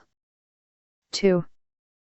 The domain of the natural numbers, where A is interpreted as even, and B is interpreted as is an integer divisor of 3. The domain of the natural numbers, where A is interpreted as even, and B is interpreted as is an integer multiple of 4. The domain of the booleans, true, false, where A is interpreted as false, and B is interpreted as equals. 5. The domain of Waterworld locations in the particular board where locations Y and Z contain pirates, but all other locations are safe. The relation symbol A is interpreted as unsafe, and B is interpreted as neighbors. 6. All Waterworld boards, where A is interpreted as safe, and B is interpreted as neighbors. That is the formula valid for Waterworld. 149. Download for free at https://383D4B872D7B454E99FE2EAA43A8FF at 2020. Exercise April 4, 14. Translate the following conversational English statements into first-order logic, using the suggested predicates, or inventing appropriately named ones if none provided. You may also freely use equal, which we'll choose to always interpret as the standard equality relation. 1. All books rare and used. This is claimed by a local bookstore. What is the intended domain? Do you believe they mean to claim all books rare or used? 2. Everybody who knows that UFOs have kidnapped people knows that Agent Mulder has been kidnapped. Is this true, presuming that no UFOs have actually visited Earth yet? Exercise April 4, 15. Write a formula for each of the following. Use the two binary relations is for and is against and domain of all people. All for one, and one for all. We'll take one to mean one particular person, and moreover, that both ones are referring the same particular person, resulting in there is one whom everybody is for, and that one person is for everybody. 13. If you're not for us, you're against us. In aphorisms, you is meant to be an arbitrary person. Consider using the word one instead. Furthermore, we'll interpret us as applying to everybody. That is, one always believes that if one is not for me, then one is against me. The enemy of your enemy is your friend. By your enemy we mean somebody you are against, and similarly, your friend will mean somebody you are for. Be careful, this may be different than somebody who is against EJF or you. Somebody has an enemy. We don't know of an aphorism expressing this. 14. Two interpretations are considered fundamentally the same, or isomorphic, if you can map one interpretation to the other simply by a consistent renaming of domain elements. Exercise April 4, 16. Find two fundamentally different interpretations that satisfy the statement, there exists one person who is liked by two people. 150. Download for free at https://383d4b872d7b454e99fe2eaa43a8ff at 2020. Exercise April 4, 17. For the Four Musketeer formulas from a previous exercise, exercise April 4, 15, find three fundamentally different interpretations of is for, which satisfy all the formulas on a domain of three people. Depict each of these interpretations as a graph. Draw three circles, nodes, representing the three people, and an arrow, edge, from a person to each person they like. You can glance at Rosen section 9.1. Figure 8 for an example. Note, one of the interpretations is unintuitive in that is for and is against don't correspond to what we probably mean in English. Exercise April 4, 18. Translate the following statements into first-order logic. The domain is the set of natural numbers, and the binary relation kth, k, n. I indicates whether or not the kth number of the sequence is n. For example, the sequence 5, 7, 5 is represented by the relation kth equal 0, 5, 1, 7, 2, 5. You can also use the binary relations equal, and, but no others. You may assume that kth models a sequence no index k occurs multiple times, thus excluding kth equal 0, 5, 1, 7, 0, 9. Thus, kth is a function, as in a previous example representing an array as a function, example 4.8. Also, no higher index k occurs without all lower numbered indices being present, thus excluding kth equal 0, 5, 1, 7, 3, 9, 1. The sequence is finite. 2. The sequence contains at least 3 distinct numbers, for example, 5, 6, 5, 6, 7, 8, but not 5, 6, 5, 6. 3. The sequence is sorted in non-decreasing order, for example, 3, 5, 5, 6, 8, 10, 10, 12. 4. The sequence is sorted in non-decreasing order, except for exactly one out-of-order element, for example, 20, 30, 4, 50, 60. 151. Download for free at https://383D4B872D7B454E99FE2EAA43A8FF at 2020. Exercise April 4, 19. Some binary relations can be viewed as the encoding of a unary function, where the first element of the ordered pair represents the function's value. For instance, in a previous exercise, exercise 4.4.2, we encoded the binary function addition as a ternary relation adds to 1.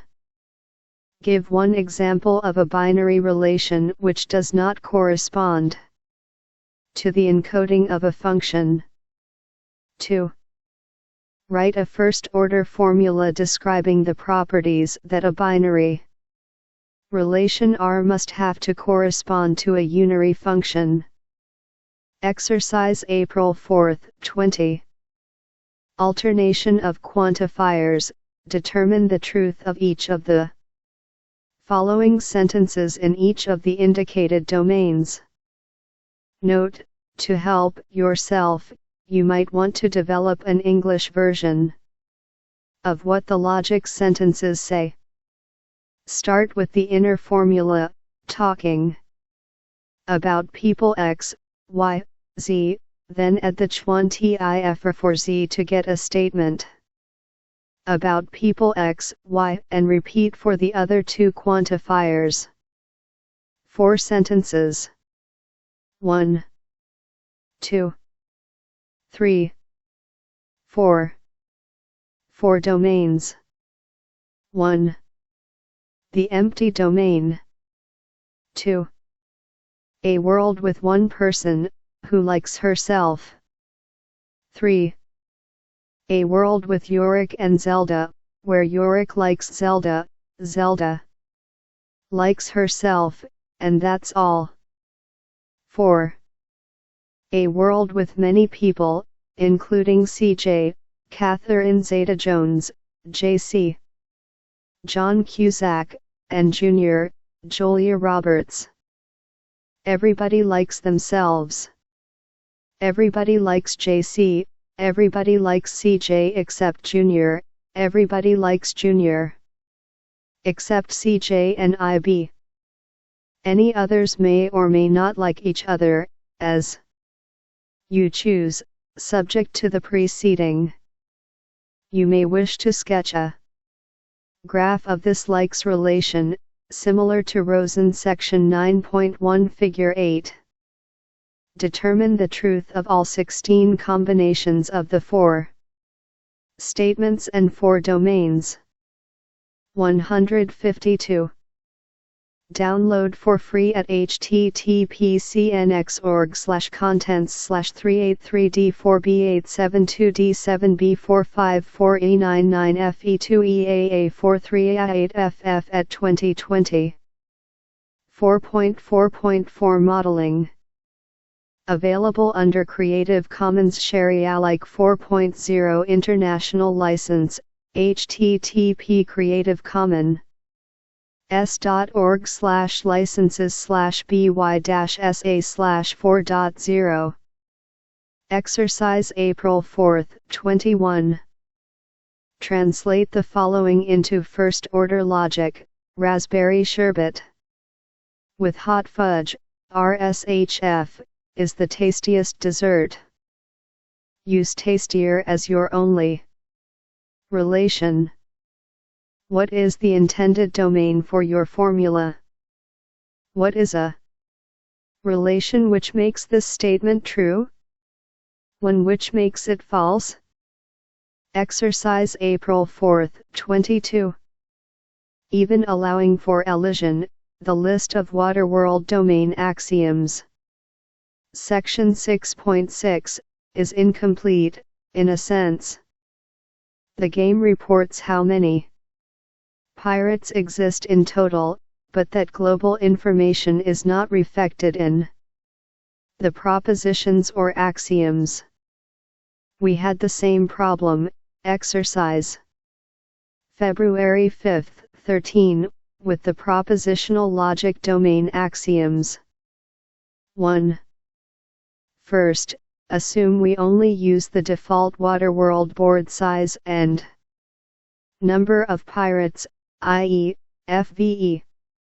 What additional axiom or axioms do we need? 2. Next, generalize your answer to model the program's ability to play the game with a different number of pirates. What problem do you encounter? 153. Download for free at https://383d4b872d7b454e99fe2eaa43a8ff at 2020. Exercise April 4, 23. The puzzle game of Sudoku is played on a 9x9 grid, where each square holds a number between 1 and 9. The positions of the numbers must obey constraints. Each row and each column has each of the 9 numbers. Each of the 9 non-overlapping 3x3 square subgrids has each of the 9 numbers. Like Waterworld, throughout the game, some of the values have not been discovered, although they are determined. You start with some numbers revealed, enough to guarantee that the rest of the board is uniquely determined by the constraints.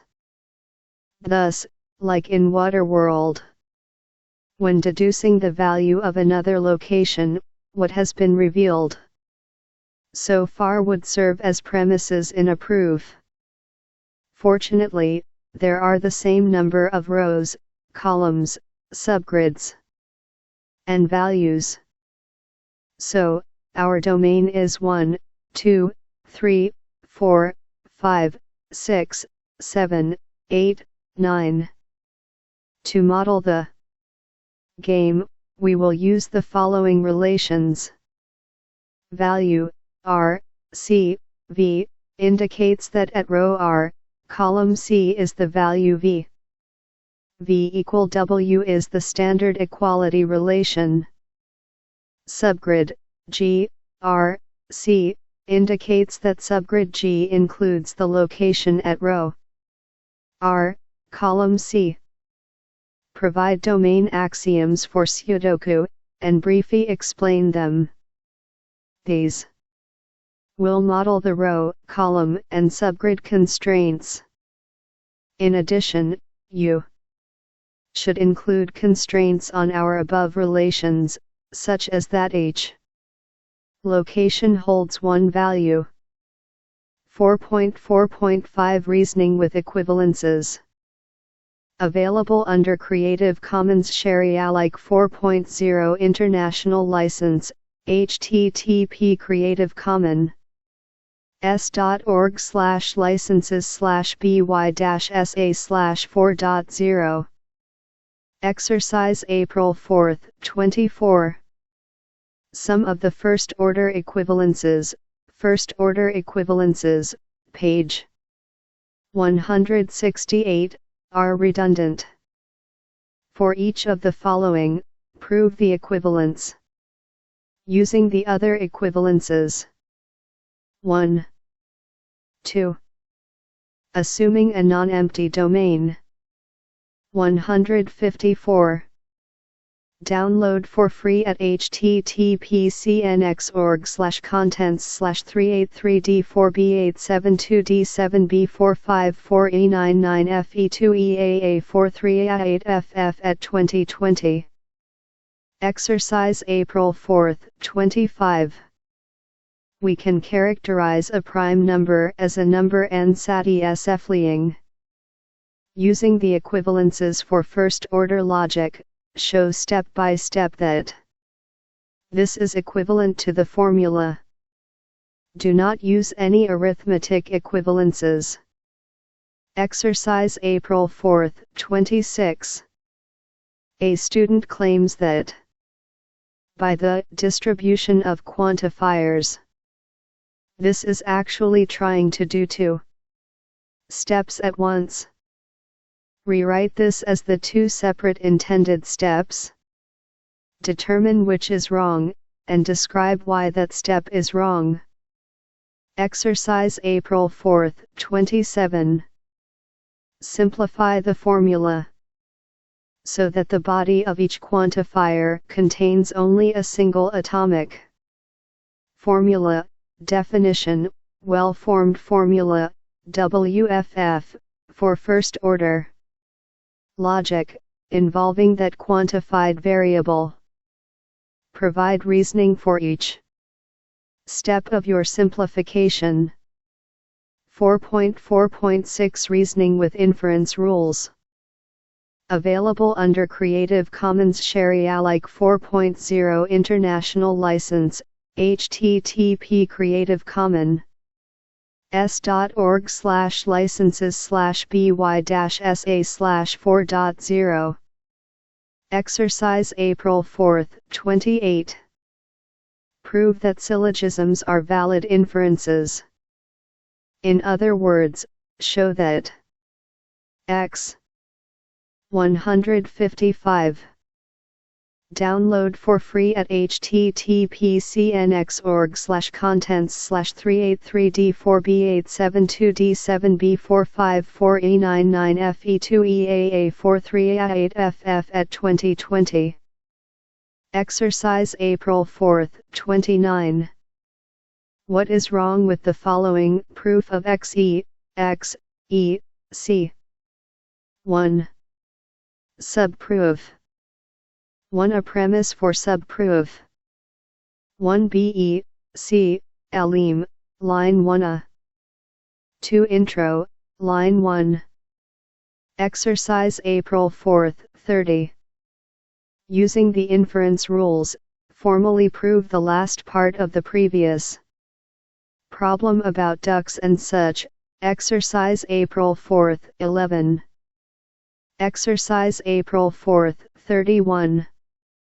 Give an inference rule proof of x, fruit, x, has method, test y, x, y, apple, y, fruit, y, z, apple, z, has method, test y, z. Exercise April 4, 32. 1. Prove the following, x, p, x, y, p, y, q, y, z, q, z. 2. Your proof above used intro. Why can't we replace that step with the formula zq, z, with the justification intro? 3. Describe an interpretation which satisfies the proof's premises, but does not satisfy Z, Q, Z. 4.4.7 Solutions to exercises in chapter. Available under Creative Commons Sharealike 4.0 International License, http creativecommons.org/licenses/by-sa/4.0. Solution to exercise 4.1.1.1.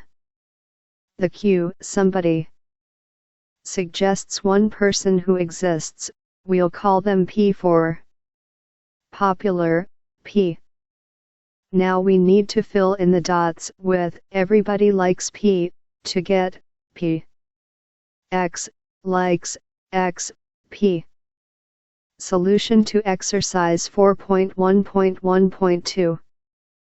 156.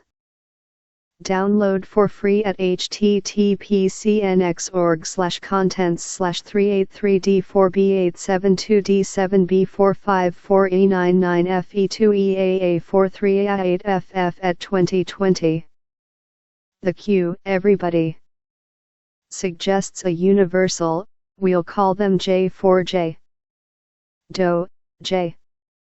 Now, we need to fill in the dots with somebody likes J, to get J, X, likes X, J. Note that this formula is just like the preceding somebody likes everybody example. Example 4.3, except that the quantifiers have been swapped, and different variable names were used, a superficial difference.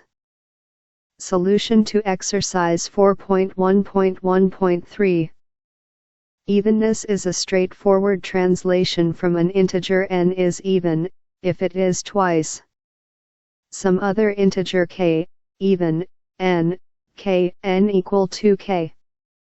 Note that by this standard definition, 0 is even. There are many equivalent ways to define primality, just as there are many algorithms for checking primality.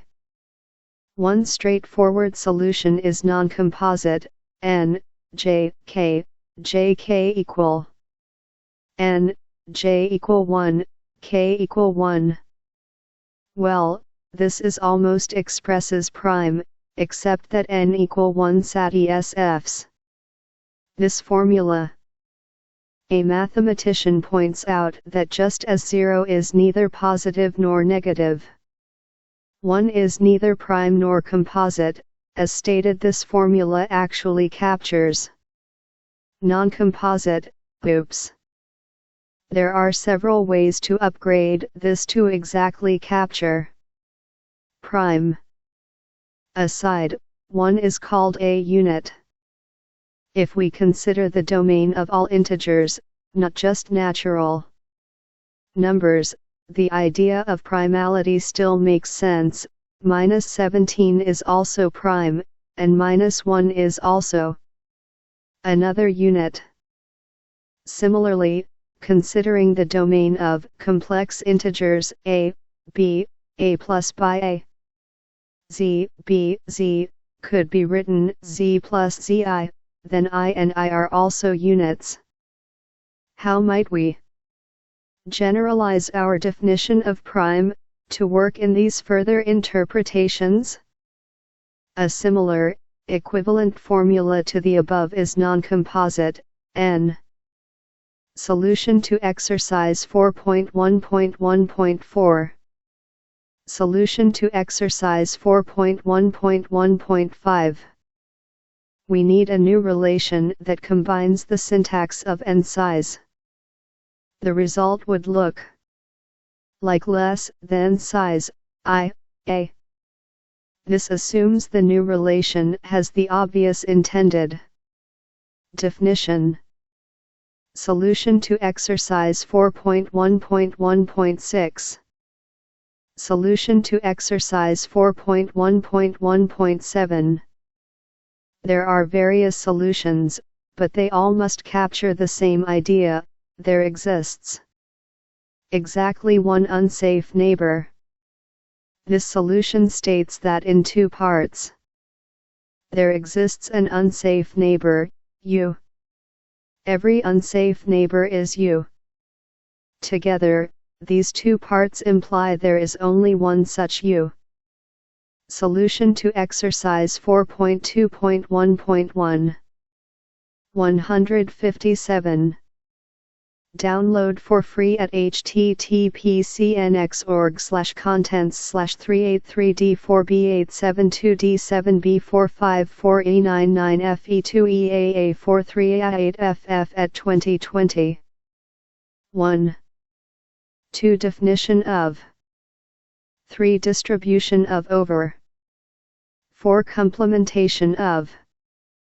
5. Definition of. Solution to exercise 4.3.1.1. In line 4, intro requires that variable being generalized, q, be arbitrary. It was introduced in line 2 by Alim, so that's okay. For example, we could have used intro on line 3 to reintroduce the ch1tif or just eliminated. But, q was free when we used Alim on line 3, and this makes the variable no longer arbitrary. Line 3's choice of p may depend on q, and a variable is only arbitrary if it is free of any such constraints. Solution to exercise 4.4.5. 1. The relation needs to accept locations as well as numbers, so the domain is L n, where L is the set of Waterworld locations. Alternatively, you could use 0, 1, 2, 3 instead of n, the set of all natural numbers. 2. The difficulty is that it's possible to ask about nonsensical combinations like Pyrates nexto, 17, 2 and Pyrates nexto, w, b. Adding is number, any. Interpretation would be expected to satisfy, for arbitrary a and b, Pyrates nexto. A, b, is number. B, is number. A, b. Aside, more interestingly though, imagine we did interpret Pyrates nexto over the domain n only. We could then pretend that the locations, instead of being named A, Z, were just numbered 1, 24. While this representation doesn't reflect how we model the problem, it is legal. Exercise for the reader: write a formula which excludes relation Pyrates nexto which can't match this convention. Solution to exercise April 4, 16. 1. Interpretation that satisfies this is a domain of three people: Alice, Bob, Charlie. With the likes relation, Alice, Bob, Bob, Bob. Bob is liked by two people, so it satisfies the statement. Here's another interpretation that is the same except for renaming, and thus not fundamentally different: a domain of three people: Alyssa, Bobby, Chuck, with the likes relation, Chuck, Alyssa, Alyssa, Alyssa. With the substitutions Chuck Alice and Alyssa Bob, we see that the underlying structure is the same as before. Here's an interpretation that is fundamentally different: a domain of three people: Alice, Bob, Charlie, with the likes relation, Charlie, Bob, Alice, Bob. No matter. 158. Download for free at https://383d4b872d7b454e99fe2eaa43a8ff at 2020. How you rename, you don't get somebody liking themselves, so you can see its underlying structure is truly different than the preceding interpretations. English is fuzzy enough that it is unclear whether 1 and 2 are meant as exact counts. The above two examples each assume they are. Aside, if we change the statement slightly to add a comma, there exists one person who is liked by two people, we arguably change the meaning significantly. The now independent first clause arguably means there is only one person existent in total, so the overall statement must be false. There's a quick lesson in the difference between English dependent and independent clauses. Solution to exercise April 4, 28. 1 premise. 2 premise. 3 Elim, line 1. 4 Elim, lines 2, 3. 159. Download for free at https://383d4b872d7b454e99fe2eaa43a8ff at 2020. Chapter 5 Conclusion. Acknowledgements. 5.1 Logic. Looking back. 5.1.1 Why didn't we begin with quantifiers all along? Available under Creative Commons Share-alike 4.0 International License, http creativecommons.org/licenses/by-sa/4.0. We saw 3 stages of logics. Propositional logic, with formulas like Dick likes Jane, Jane likes Dick. While the propositions are named suggestively, nothing in the logic enforces a relation. Among these, it is equivalent to A-B. Predicate logic, where variables and constants can express a connection between different parts of the formula, likes, y, x, likes, x, y. Predicate logic introduced the idea of variables, and required domains and interpretations to determine truth. But it can't bind variables, and thus requires an interpretation of x and y to evaluate. First-order logic, which included 2 quantifiers to bind variables, y, x, likes y, x, likes x, y. So why, you might ask, didn't we just start out with first-order logic in the first lecture? One reason, clearly, is to introduce concepts one at a time. Everything you needed to know about one level was needed in the next, and then some. But there's more. By restricting our formalisms, we can't express all the concepts of the bigger formalism. But we can have automated ways of checking statements or finding proofs. In general, this is a common theme in the theory of any subject, determining when and where you can, or need to, trade of expressibility for predictive value. For example, linguistics, having a set of precise rules for, say, Tagalog grammar allows you to determine what is and isn't a valid sentence. Details of the formal grammar can reveal relations to other languages which aren't otherwise so apparent.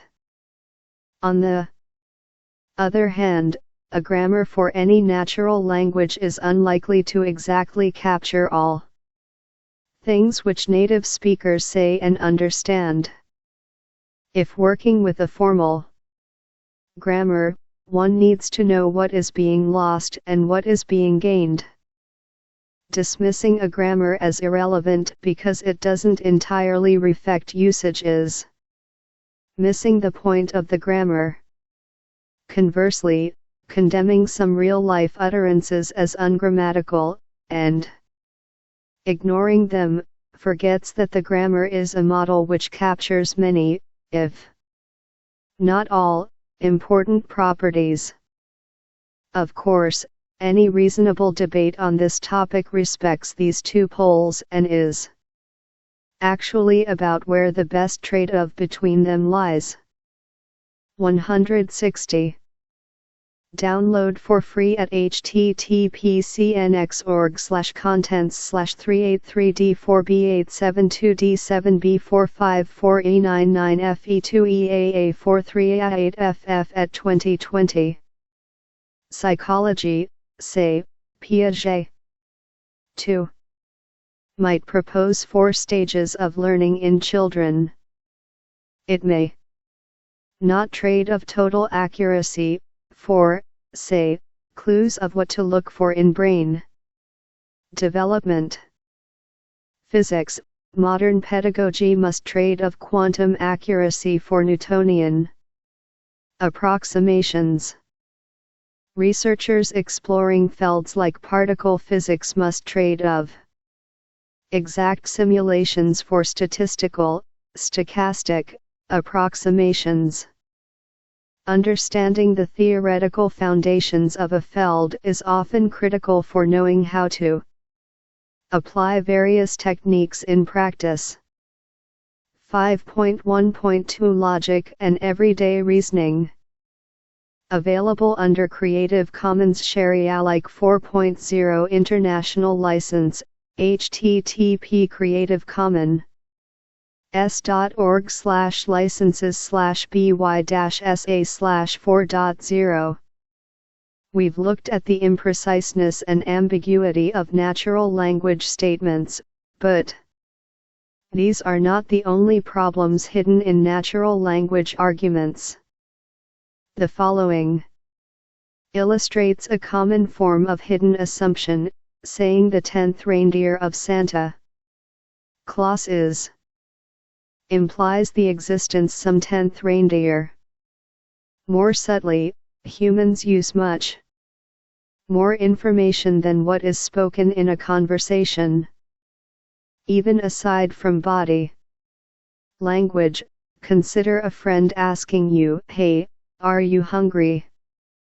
While as a formal statement this doesn't have any information, in real life it highly suggests that your friend is hungry. A much more blatant form of missing information is when the speaker simply chooses to omit it. When arguing for a cause, it is standard practice to simply describe its advantages, without any of its disadvantages or alternatives. Aside, economists measure things not in cost, but opportunity cost, the price of something minus the benefits of what you'd get using the price for something else. For example, for $117 million the university can build a new research center. But what else could you do on campus with $117 million? Historically, logic and rhetoric, the art of persuasion through language, are closely linked. 5.1.3 Other logics. Available under Creative Commons Share-alike 4.0 International License, http Creative Commons s.org/licenses/by-sa/4.0. You've now been introduced to 2 logics, propositional and first order. But the story does not have to end here. There are many other logics, each with their uses. 161. Download for free at https://383D4B872D7B454E99FE2EAA43A8FF at 2020. 5.1.3.1 Limitations of First-Order Logic's Expressiveness. Available under Creative Commons Share-alike 4.0 International License, http creativecommons.org/licenses/by-sa/4.0. We can make first-order sentences to express concepts as vertices A and B are connected by a path of length 2, as well as by a path of length 3, length 4, etc. Note: write a couple of these sentences. But trying to write vertices A and B are connected by a path of any length isn't obvious. In fact, it can be proven that no first-order sentence can express this property. Nor can it express the closely related property the graph is connected without reference to two named vertices A and B. What about second-order logic? It has a bigger name, whatever it means. Perhaps it can express more properties? What exactly is second-order logic? In first-order logic, quantifiers range over elements of the domain. There exist numbers x and y. In second-order logic, you can additionally quantify over sets of elements of the domain. There is a set of numbers, such that. Example 5.1. For instance, for all vertices x and y, there exists a set of vertices. Call the set red. The red vertices include a path from x to y. More precisely, every red vertex has exactly two red neighbors, or it is x or y, which each have exactly one red neighbor. Is this sentence true? Exactly when the graph is connected. Why does this description of red vertices not quite correspond to just the vertices on a path from x to y? An interesting phenomenon. There are some relations between how difficult it is to write down a property, and how difficult to compute it. How might you try to formalize the statement, "There is a winning strategy for chess"? A shortcoming of first-order logic is that it is impossible to express the concept path. This can be proven, though we won't do so here. Thus, some other logics used to formalize certain systems include: as mentioned, second-order logic is like first-order logic, but it also allows quantification over entire relations. Thus, you can make formulas that state things like for all relations R, if R is symmetric and transitive, then. While less common, we could continue with third order, fourth order, etc. Temporal logic is based on quantification over time. This is useful to describe how a program's state changes over time. In particular, it is used for describing concurrent program specifications and communication protocols, sequences of 162. Download for free at https://383D4B872D7B454E99FE2EAA43A8FF at 2020. Communications steps used in security or networking. See, for example, Teach Logic's Model Checking Module 3. Linear logic is a resource-aware logic. Every premise must be used, but it may be used only once. This models, for example, how keyboard input is usually handled. Reading an input also removes it from the input stream, so that it can't be read again. 5.1.4 Logic in Computer Science. Available under Creative Commons Sharealike 4.0 International License, http Creative Commons s.org/licenses/by-sa/4.0. Logics provide us with a formal language useful for specifying properties unambiguously, proving that programs and systems do, or don't, have the claimed properties, and gaining greater insight into other languages such as database queries. 4. Programming language type systems are a great example of these first 2 points. The connectives allow us to talk about pairs and structures, X and Y, unions, X or Y, and functions.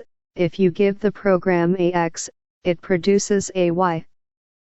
The generics in Java, C++, and C are based upon universal quantification, while wildcards in Java are based upon existential quantification.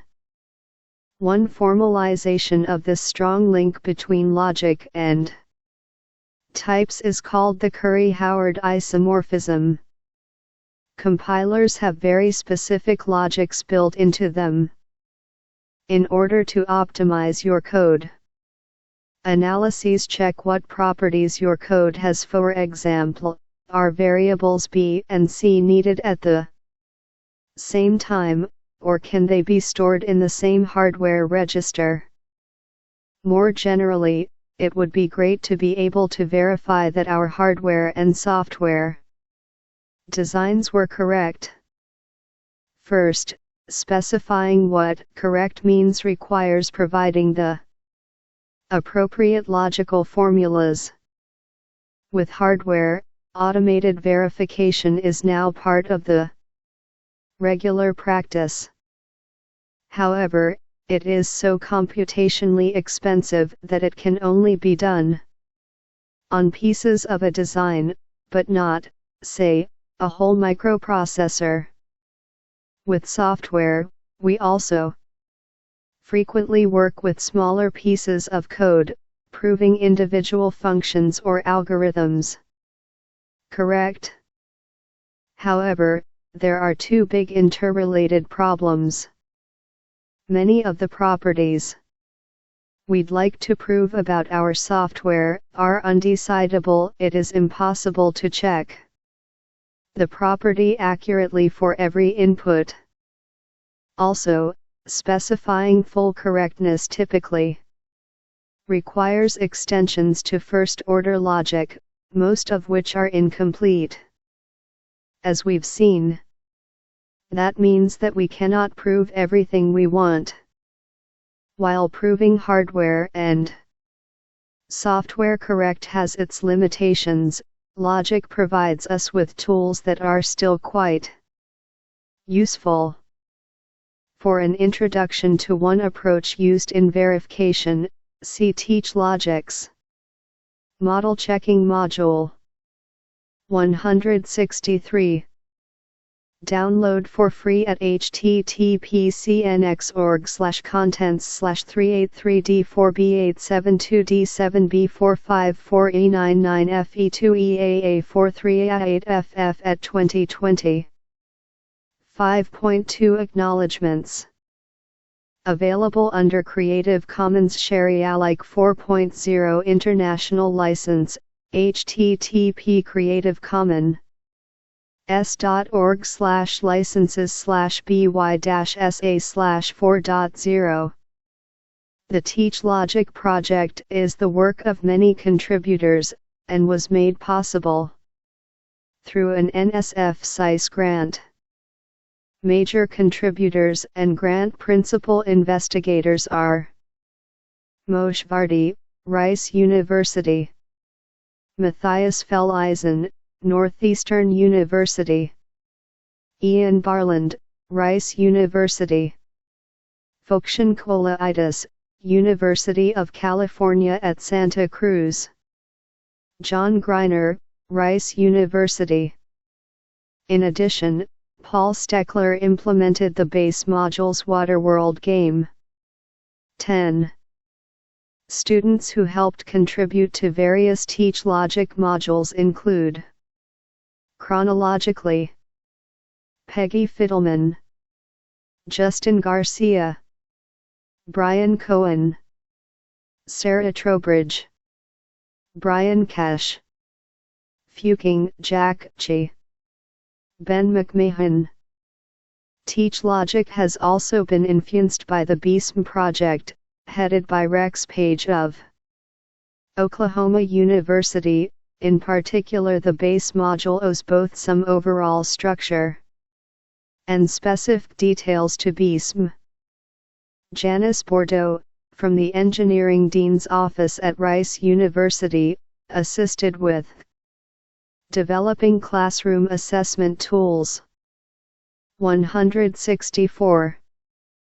Download for free at https://383d4b872d7b454e99fe2eaa43a8ff at 2020.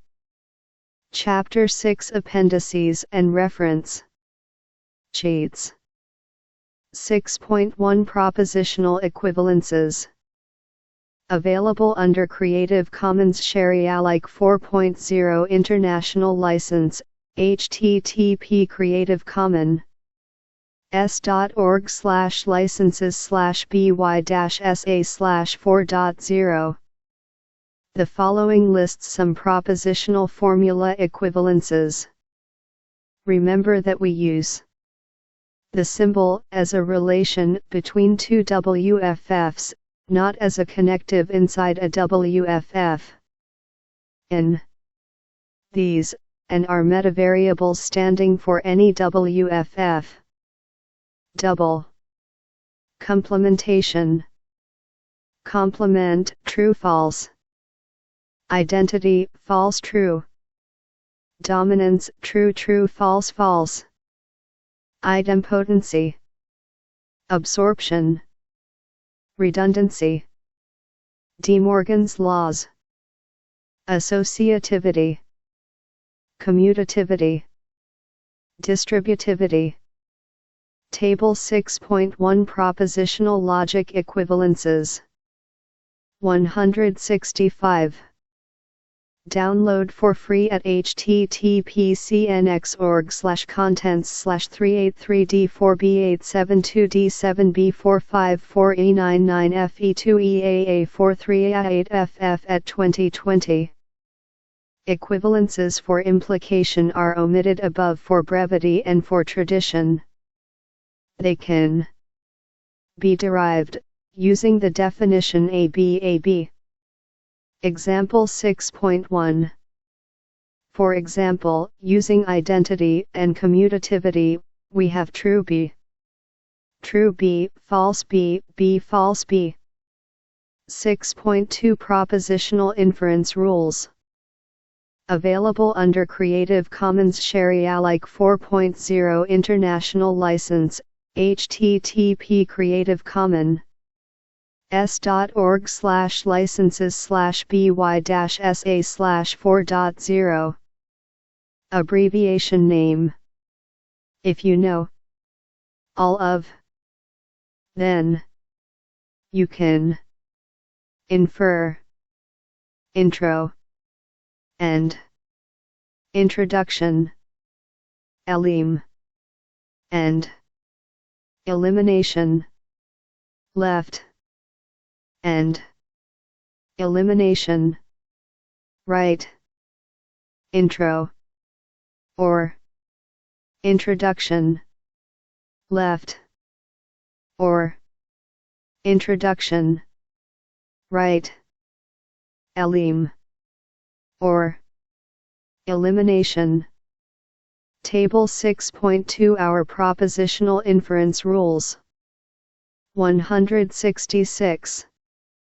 Download for free at https://383D4B872D7B454999FE2EAA43A8FF at 2020. Abbreviation name. If you know all of, then you can infer. Intro. If. Introduction. Elim. If elimination. Modus ponens. False intro. False introduction. False elim. False elimination. Reductio ed. Absurdum, v. 1. Ra.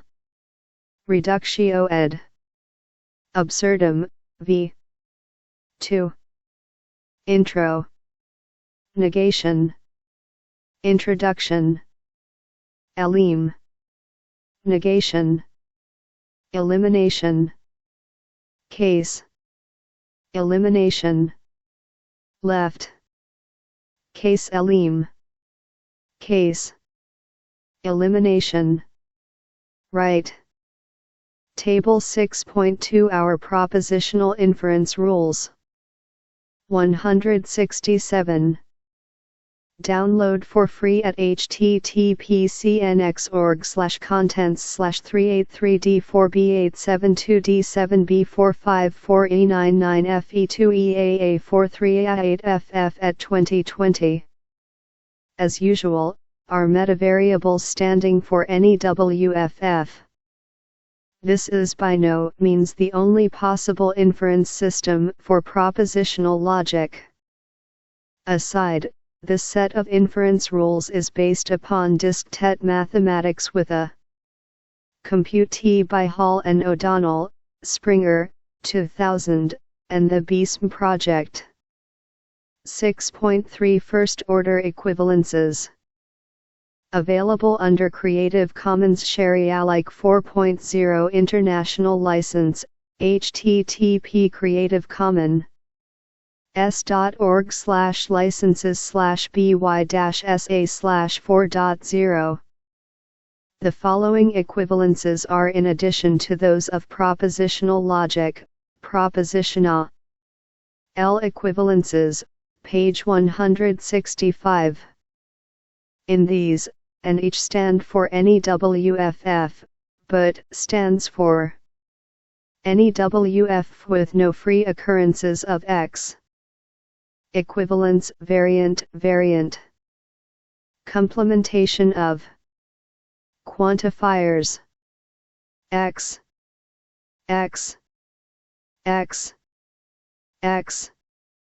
Interchanging quantifiers X, Y, X, Y, X, X, X, X, X, X, X, X, X, X, X, X, X. Distribution of quantifiers X, X, X, X, X, X. Distribution of quantifiers with non-empty domain X, X. Table 6.3 First order logic equivalences. 168. Download for free at https://383D4B872D7B454E99FE2EAA43A8FF at 2020. Equivalence variant. X, Renaming X, Y, x, y, x, y, x, y. Simplification of quantifiers with non-empty domain. X, x. Simplification of quantifiers with empty domain. X, true, x, false. Table 6.3 First order logic equivalences. When citing distribution of quantifiers, say what you're distributing over what. For example, distribute over with being x free. In renaming, the notation xy means with each free occurrence of x replaced by y. It is a metaformula. When writing any particular formula, you don't write any brackets, and instead just do the replacement. This set of equivalences isn't actually quite complete. For instance, is equivalent to true, but we can't show it using only the rules above. It does become complete. 5. If we add some analogues of the first order inference rule, page 169. Replacing with and carrying along their baggage of arbitrary and free to substitute in. 6.4 First order inference rule. Available under Creative Commons Sharealike 4.0 International License, http Creative Commons s.org/licenses/by-sa/4.0. The following are in addition to those of propositional inference rules, page 166. 169. Download for free at http://383D4B872D7B454899FE2EAA43A8FF at 2020. Abbreviation name. If you know all of, then you can infer. Intro. Introduction. Y. Arbitrary, p. 99. XYX. X. T is any term that is free to be replaced in elim. Elimination. Domain non-empty. XT. T is any term in that is free to be replaced. Intro. Introduction. Domain non-empty. XTX. Where T is arbitrary. X. C is a new constant in the proof. Elim. Elimination. C does not occur in the proofs. Conclusion. XC. Table 6.4 Our first order inference rules.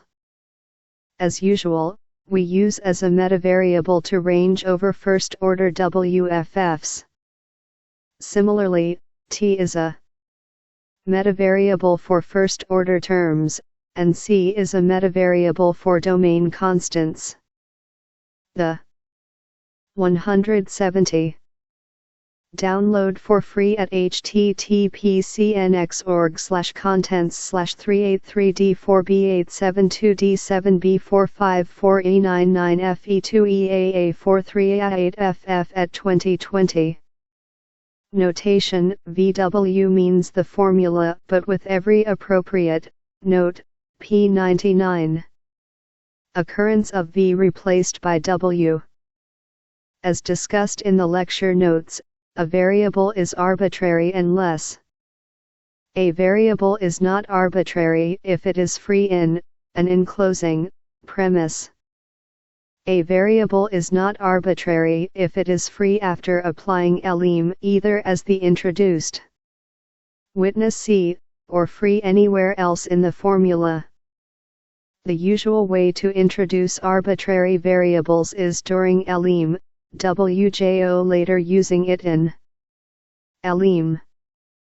As a detail in elim and intro, the term t must be free to replace the variable x in.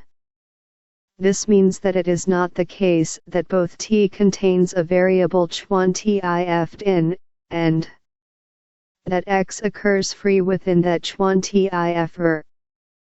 In short, the bound variable names should be kept distinct from the free variable names.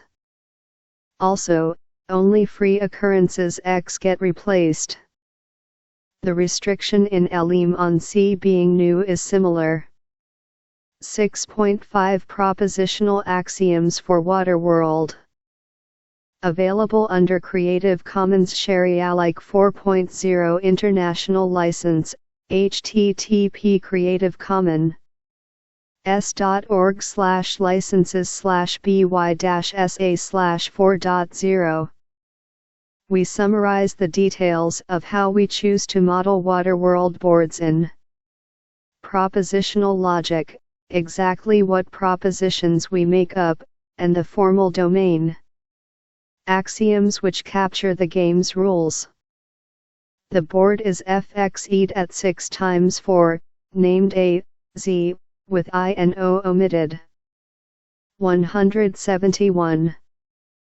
Download for free at https://383d4b872d7b454e99fe2eaa43a8ff at 2020. Figure 6.1 A Sample Waterworld Board. 6.5.1 Propositions. Available under Creative Commons Sharealike 4.0 International License, http Creative Commons s.org/licenses/by-sa/4.0. There are a myriad of propositions for Waterworld, which can be grouped. Whether or not a location contains a pirate, A. Unsafe, B. Unsafe, Z. Unsafe. Whether or not a location contains no pirate, A. Safe, B. Safe, Z. Safe. 172.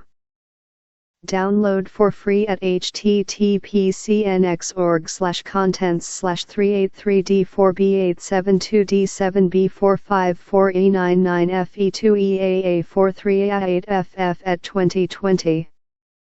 Aside, yes, using the intended interpretation, these are redundant with the previous ones. Some domain axioms below will formalize this. Propositions indicating the number of neighboring pirates to a location: A has 0, A has 1, A has 2, B has 0, B has 1, B has 2, H has 0, H has 1, H has 2, H has 3, Z has 0, Z has 1. These are all true or false propositions. There are no explicit numbers in the logic. A domain axiom below will assert that whenever, say, B has 1 is true, then B has 0 and B has 2 are both false. Aside, there is no proposition A has 3 since location A has only 2 neighbors. Similarly, there is no proposition B has 3. We could have chosen to include those, but under the intended interpretation they'd always be false. These propositions describe the state of the underlying board, the model, and not our particular view of it. Our particular view will be reflected in which formulas we'll accept as premises. so we'll accept A has 2 as a premise only when A has been exposed and shows a 2. 6.5.2 The domain axioms. Available under Creative Commons Share-alike 4.0 International License, http Creative Commons s.org/licenses/by-sa/4.0. Axioms asserting that the neighbor counts are correct. Count of 0. A0, A has 0. B, safe. G, safe. H0, H has 0. G, safe. J, safe. P, safe. Z0, Z has 0. Y, safe. Count of 1. A1, A has 1. B, safe. G, unsafe. B, unsafe. G, safe. H1, H has 1. G, safe. J, safe. P, unsafe. G, safe. J, unsafe. P, safe. G, unsafe. J, safe. P, safe. Z1, Z has 1. Y, unsafe. Count of 2. A2, A has 2. B, unsafe. G, unsafe. H2, H has 2. G, safe. J, unsafe. P, unsafe. G, unsafe. J, safe. P, unsafe. G, unsafe. J, unsafe. P, safe. There aren't any such axioms for locations with only one neighbor. 173. Download for free at https://383D4B872D7B454E99FE2EAA43A8FF at 2020. Count of 3. H3, H has 3. G, unsafe. J, unsafe. P, unsafe. There aren't any such axioms for locations with only one or two neighbors. Axioms asserting that the propositions for counting neighbors are consistent. A has 0. A has 1. A has 0. A has 1. A has 1. A has 0. B has 0. B has 1. B has 2. B has 0. B has 1. B has 2. B has 1. B has 0. B has 2.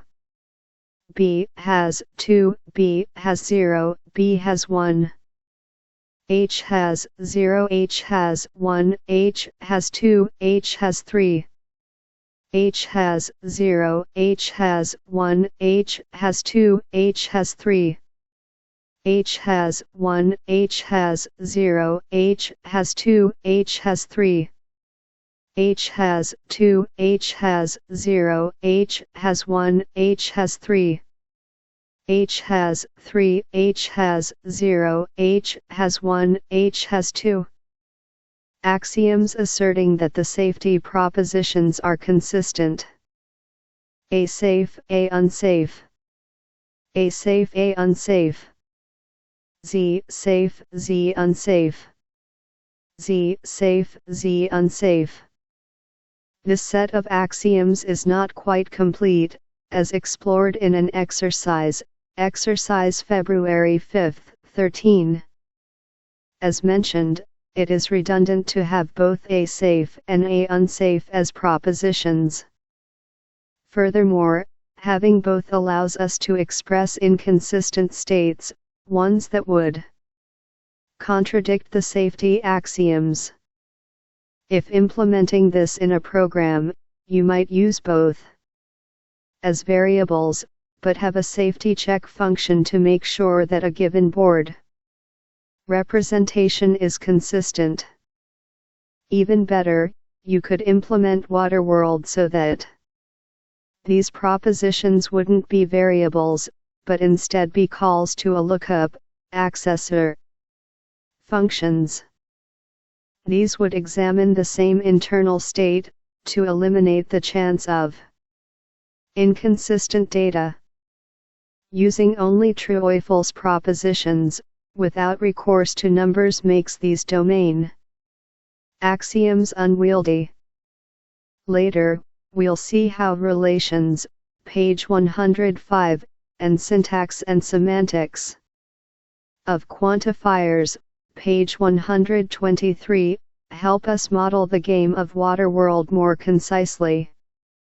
174.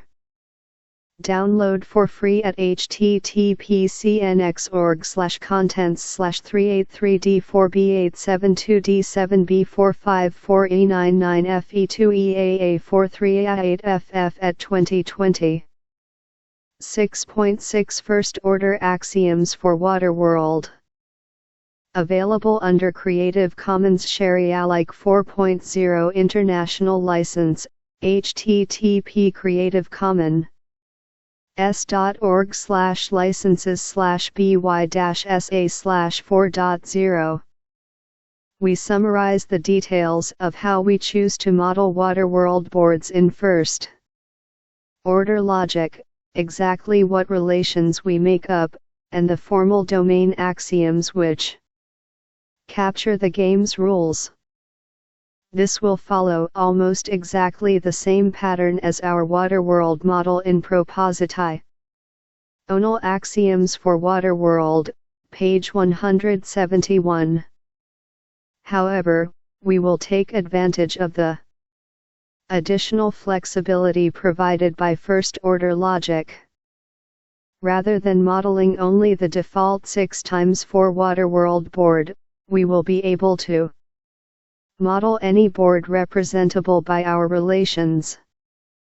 This will allow boards of any size and configuration, with one major constraint: each location can have at most 3 neighboring pirates. 6.6.1 Domain and Relations. Available under Creative Commons Share-alike 4.0 International License, http Creative Commons s.org/licenses/by-sa/4.0. Our domain is simply the set of all board locations. This set can be arbitrarily large, even infinite. The board configuration is given by the binary neighbor relation NHBR. The next relations correspond directly to the propositions, page 172, in the propositional logic model. Whether or not a location contains a pirate, safe. This is a unary relation. Aside, we choose not to include a redundant relation unsafe.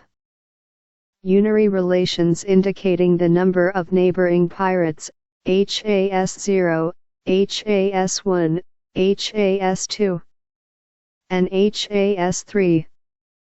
Aside, thus, we have our restriction to 3 unsafe neighbors. This will also be reflected in our domain axioms below. See also this problem, exercise 3.5.1, for a discussion of how to avoid this restriction.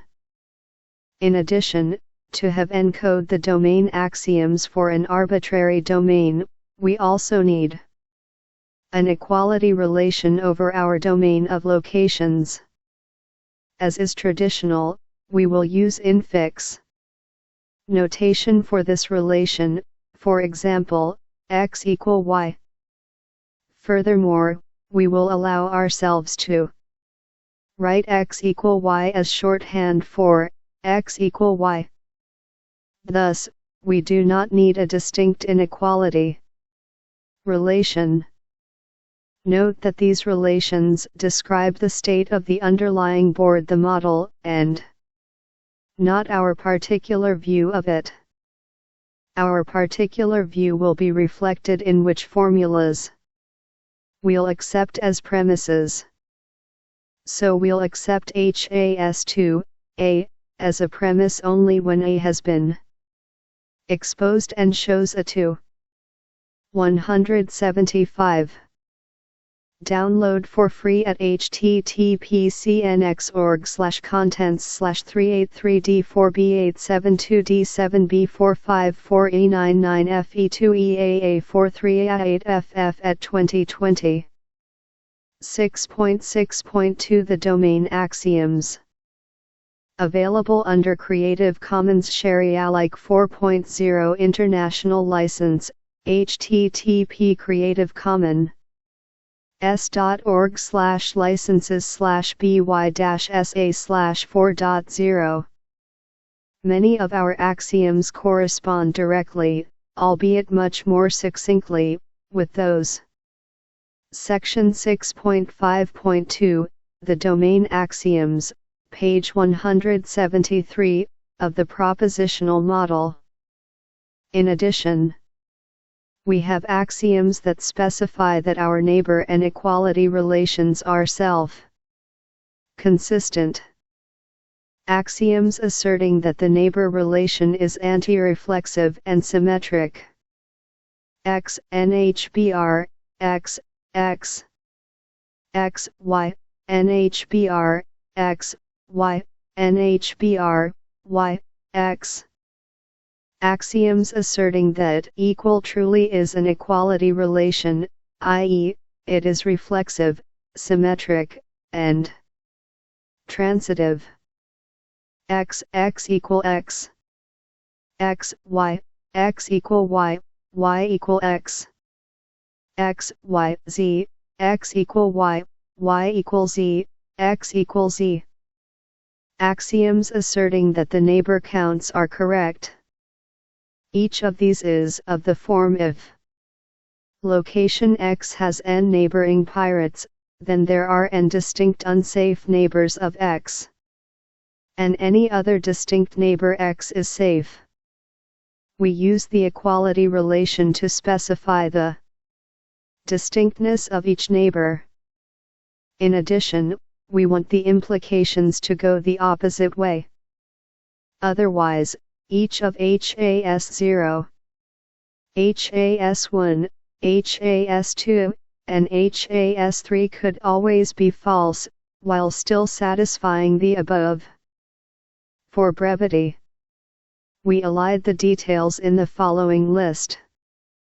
X, Y, NHBR, X, Y, safe, Y, HAS0, X, X. HAS1, X, X, HAS2, X, X, HAS3, X. Axioms asserting that the neighbor counts are consistent, while redundant, including axioms like the following can be convenient. X, HAS0, X, HAS1, X, HAS2, X, HAS3, X, X, HAS1, X, HAS0, X, HAS2, X, HAS3, X. 176. Download for free at https://383d4b872d7b454e99fe2eaa43a8ff at 2020. X, HAS2, X, HAS0, X, HAS1, X, HAS3, X, X, HAS3, X, HAS0, X, HAS1, X, HAS2, X. Note that this set of axioms is not quite complete, as explored in an exercise, April 4, 22. 6.7 Browser supports. Available under Creative Commons Share-alike 4.0 International License, http Creative Commons. s.org/licenses/by-sa/4.0. Caution: the information in this module is outdated. Please see my course. L0. For a table of contents. Note, this page meant to be viewed with a MathMel-enabled browser. If you see X, P, X, Y, P, Y, as a nice version of, for all X, P, X, exists. Y, P, Y, V phi, you're doing okay. If you further see as a nice version of, script AI script, you're set. If not, see our description of browser support, section 6.7. At Rice on the CSNet, use Mozilla. Preferably, use version 1.1, as currently available on Solaris 8 machines. On Frosty CS, version 1.1 is the default. On other Solaris 8 machines, version 1.1 is not yet the default, but available via IOPT1 Mozilla 1.1 Isonos 5 Ibn Mozilla. In general, to view TeachLogic web pages, you'll need a browser that supports the following features: Cascading Style Sheets, CSS. 11. Most recent browsers support CSS sufficiently well. MathML. L2. Some browsers support MathML sufficiently well. However, most, all, do not fully support Unicode Plain 1 numerical entity references, which includes most mathematical alphanumeric characters. Math-oriented fonts. L3. Which browsers support these features? The above links provide more details, but here's a summary of some browsers. Mozilla 14 and Netscape 15. Version 7.0, both work, except some characters. Unicode Plain 1, don't appear correctly. Internet Explorer L6 is not yet an option, even with the Math Player plugin. L7. To view MathML, i.e. won't display pages with some characters, Unicode Plain 1. Alternatively, PDF versions of the web pages are also provided via the base modules. Index 177. Download for free at https://383d4b872d7b454e99fe2eaa43a8ff at 2020. Glossary. Available under Creative Commons Share-alike 4.0 International License, http Creative Commons s.org/licenses/by-sa/4.0. See completeness. If something really is true, the system is capable of proving it. Connective 1. The syntactic operator combining one or more logical expressions into a larger expression. 1. Example, two operators are and 2. A function with one or more Boolean inputs and a Boolean result. i.e., the meaning of a syntactic operator. 1.